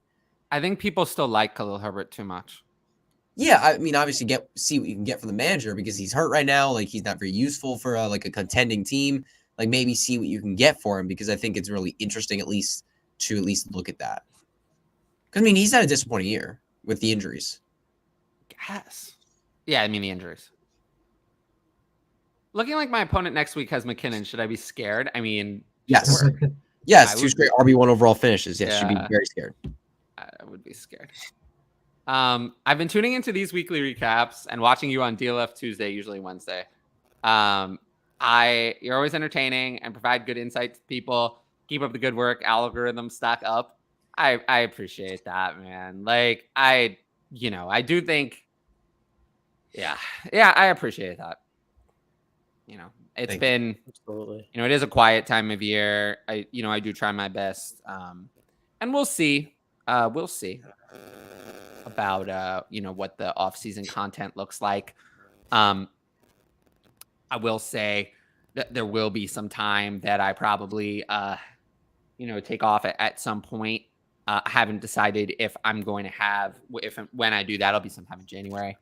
If I'm going to have replacement shows with other people doing them, or if we're just going to have no show at all, I will say I'm leaning that ironically, I'll actually have a replacement show on this channel, but not on DLF. I think I'll just let the DLF show go, since that's more difficult. Whereas this one, I think if people are willing to do it, I'm not going to say no. Or else on DLF, I think if I'm not there, we'll just take some time off, and I'm going to talk with Addison about. Because also, I feel like, to be honest, like this show is going to continue in its current form for the indefinite future. I don't see it. The time, isn't going to change. I don't see the format of the show changing. We're going to have some segments like we did last offseason, but I'm pretty comfortable with the format and what's going on with this show. As for the DLF show, I've been talking a lot with Addison about how that show has kind of been in a total funk since him and Cal left, numbers wise and otherwise. So, I'm more open. I want to take some time to, potentially if I take a break, take the show off the air for a couple of weeks, talk with Addison how I'm going to relaunch that show and see what we can do to, get the numbers back up, other stuff. But I don't plan on, if I'm taking time away from that show, then those will be weeks that the show does not come out. But on this channel, if Ryan and Conan and Hutch and Josh's are willing to do the show without me for a couple of weeks, I am happy to allow them to do that. But yeah, I'll let you guys. I'll let you guys know. Probably it would be in January, a couple of weeks, 2-3 weeks, that I take some time off to try to relax. I welcome anyone to start McKinnon against me in the playoffs. Well, I would be careful what you wish for. Yeah, I don't know. I mean, he's on 2 RB1 weeks, 2 RB1 overall weeks. I would be careful what you wish for. Yes. I'm going to rank him probably in the low 20s next week. I think it comes down to who's KC play next week? Who they play? The Seahawks. We talked about this earlier. Oh, good lord. Oh, man. You mean guy that allows the most points to the running back position? Who would you rank ahead next week? Who would you rank ahead next week? Pacheco or McKinnon? McKinnon. That's so difficult because it is, isn't it? It's so difficult because but yeah, we looked at this week though, and we're like, we looked at last week. We looked at the same exact situation. The usage for Pacheco continued to decline, whereas the usage for McKinnon continued to go up. So I think I'd have to go with McKinnon. Mm-hmm. But both could be in playable. An interesting thing, Jared McKinnon did see a season high in snaps. He tied a season high, and he saw a season high in carries as well. Yeah. No, I think I would definitely go Jarek McKinnon. I'll probably have Jarek McKinnon around 20 or 21, and Isaiah Pacheco somewhere in the mid. Yeah, I think this guy is. I think I'm looking at that. That is really interesting to see. Really. I'm scared. Yeah, if you're facing off against McKinnon the next couple weeks, yeah, that's not good. I would be scared for sure. I'm not excited. I'm not excited to be playing Jarek McKinnon. That's not something that's not I'd exciting. Be terrified. I don't know why that should be something that's exciting. That's not exciting. Do you guys think Juwan Johnson is the real deal? And about where will he fall in the tight end ranks next year? So to answer part one, I would say not really. I think he's a guy. Yeah, I hear the guy. I think he's more athletic than just a guy.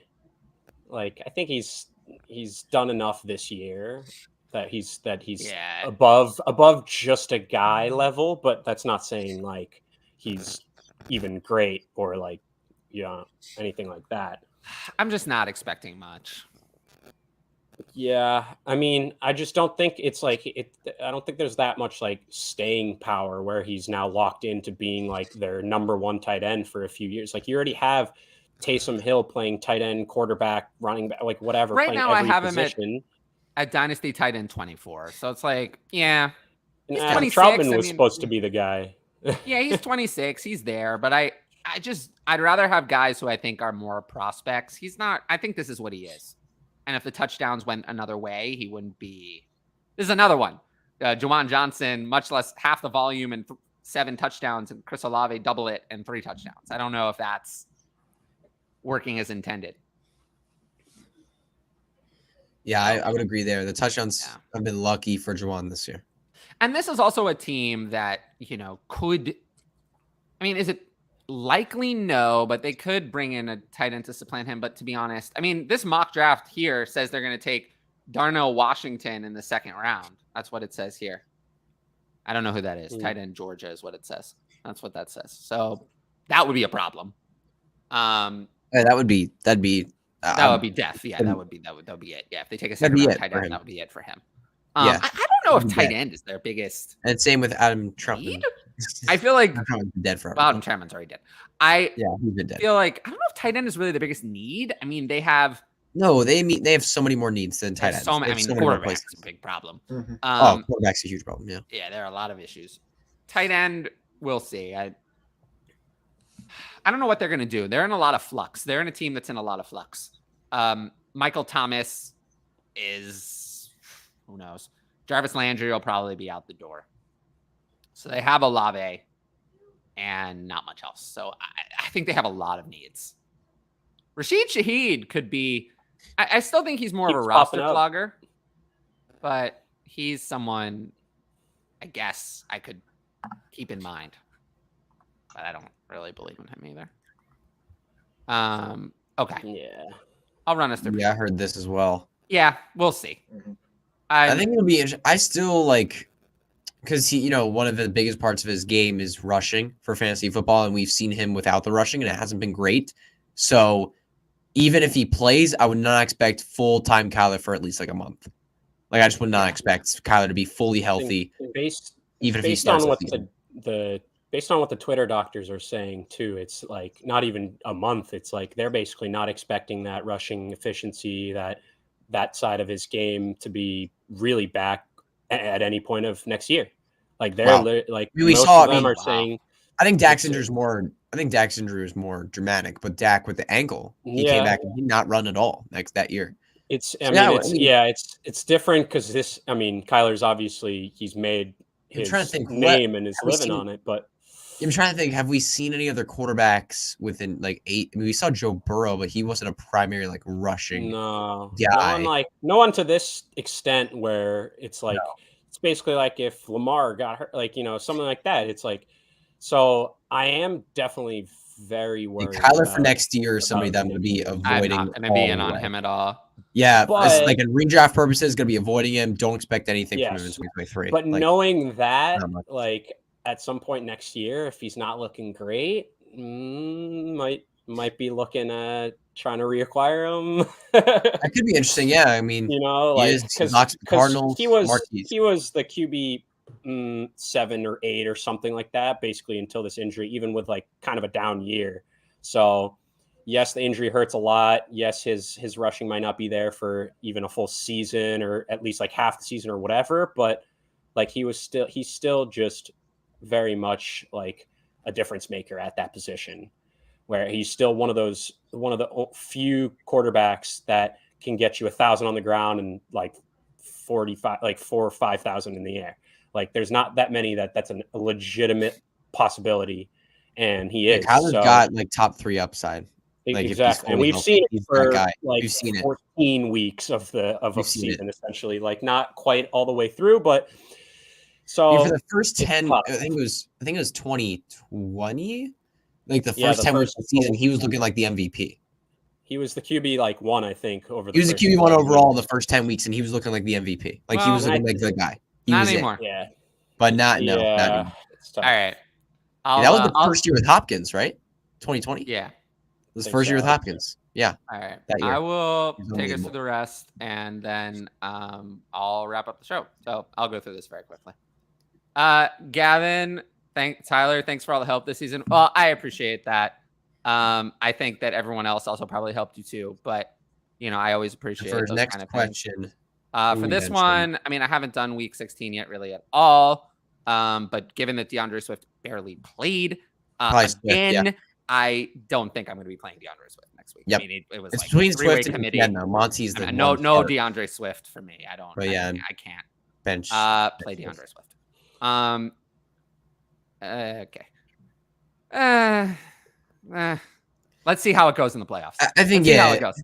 Let's see how it goes in the playoffs. I don't think he's gonna be a starter for long. Yeah, I think when Trey Lance comes back, he's the starter. This is the take, right? I mean, Purdy needs to be rostered in Superflex. Yes, definitely. I'd take him over a fourth, but obviously I'd sell for any second. Yeah, definitely. I would do that. Yeah. This was a conversation we had earlier. Yeah. I don't set any alarms for 2 a.m. to do anything. I did have a flip phone though. I'm old enough to have had a flip phone. Ooh, flip phone. Wow. I did. Also I don't think one. Hutch ever had a flip phone. No, I did not. No, My first phone was an iPhone SE. It was like an iPhone 5. Wow. We've brought that up sometimes where I feel bad that they didn't get all the jukeboxes and the sidekicks and all the cool little flip phones that we first got introduced to when we were in middle school and whatever. Yeah. Yeah. Because you guys are closer in age to me than Hutch. Yeah. Like you guys are only 3 years younger than me. Yeah, you guys are closer to him than me. Free Jameis Winston. What's going on? Who knows? Who cares? I don't Was know. he even the backup for this game? Yeah, he's not relevant though. Yeah. He's obviously. I think he's just done. He's backup. Remember all those years ago when we had the Mariota versus Jameis Winston debates? Yes, and how little it mattered. How little it mattered. But Jameis Winston at least gave you some fantasy. Jameis Winston gave you some fantasy magic, over the years, whereas Marcus Mariota 30 and 30, baby. I know 33 and 30 for 30. Where's the dot? Is Michael Carter a smash start if Knight is out? Is Knight out? Knight got banged up at the. He did get banged. I mean, he wasn't playing well throughout the game, but he did get banged up. Yeah, Knight. Let's see if Knight is actually out. I will say, even if Knight is out, then James Robinson's going to be active again. Ty Johnson is still getting involved. I mean, Michael Carter I would not call Michael Carter a smash anything, but could you start? Could you start him? Yes. And they play Jacksonville, which is like the good news about this. The offense puts up a lot of points. Their defense lets up a lot of points. Well, the good news though is that it's on Thursday night, so you're going to know. It's also Thursday night. You're gonna know. It's the first game of the week, so you're gonna know if Knight is out. You're gonna have heard. If it's Thursday night, I would bet on Knight being out. I don't think they would want to. Yeah, I mean, we'll see. We'll have to see. But Michael Carter is definitely a valuable. If Mike White plays, I'm more interested. If Zach Wilson plays, I'm really not interested. Zach Wilson doesn't throw to any running back. It's not a specific running back. He just doesn't throw to them. Yep. So if Mike White is in, I'm more interested. This past week, is Zonovan and Michael Carter only. They got every single snap and play out of the running backs. And but if Zonovan is out, then that's what I'm saying. Ty Johnson is coming back. If Zonovan is out, out, go to a 3-way committee. Ty is back. James Robinson has a chance to be active. It's not going to be a smash or only if Mike White plays. I would think Michael Carter is looking at low RB2 production though. Everything so far says he's not playing. If Mike White's in, I'm interested. But if Zach Wilson is in, then I'm not interested. If Zach Wilson is in, it's a no for me. There's a very little chance that I would be stunned. This is 100% true. The problem with Dak is that the attempts per game are down. I agree with that. I also think the problem there's two problems. One, the attempts per game are down. Two, Michael Gallup is not it.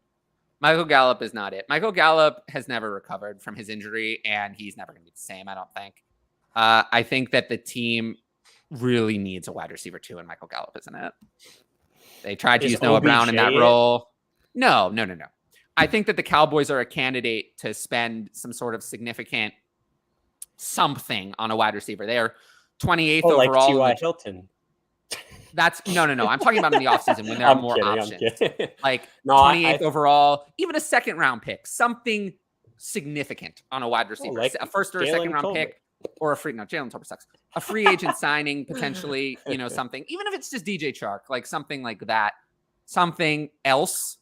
Because Michael Gallup as the clear 2 is not working. It's not working. It's just not cutting it. Would you trade JT for Barkley Plus to try to secure a championship? If you have to, I'm okay with it. But these are the kind of things where if you're going to do it. But, you're going to take a value loss to do it. So it's just how good do you think you are? Is this going to take you over the top? But if you have to do it, I'm okay with it. Right. I mean, that's just the only answer you can squeeze. Really get. If you can squeeze, I'd still like it to be Barkley Plus. I'd like to interrupt here. I'm very sad. Why? Rumors on the streets that Jalen Hurts got hurt against the Bears. Oh no! What? Are you serious? The Eagles have dropped.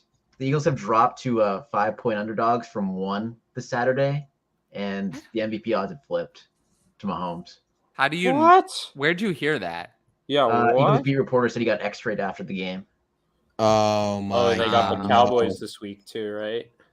Wow. Ouch. That would absolutely destroy so many Oh people. my gosh. Someone on the street Well, says That would collarbone. suck. It would suck. No. I don't think he would have kept playing with the collarbone. let's say I this. don't think so. If the news comes out, because this right now is just speculation, whatever. If the news comes out and it's real, I'll do a short on that. Or a short or a That stream. would I'll be do it. I'll do it very alone. scary. But that would change everything, yeah. Would. Would y'all take Waddle or the 23-107 and 24 first mid in 12-team Superflex? I'd lean Waddle.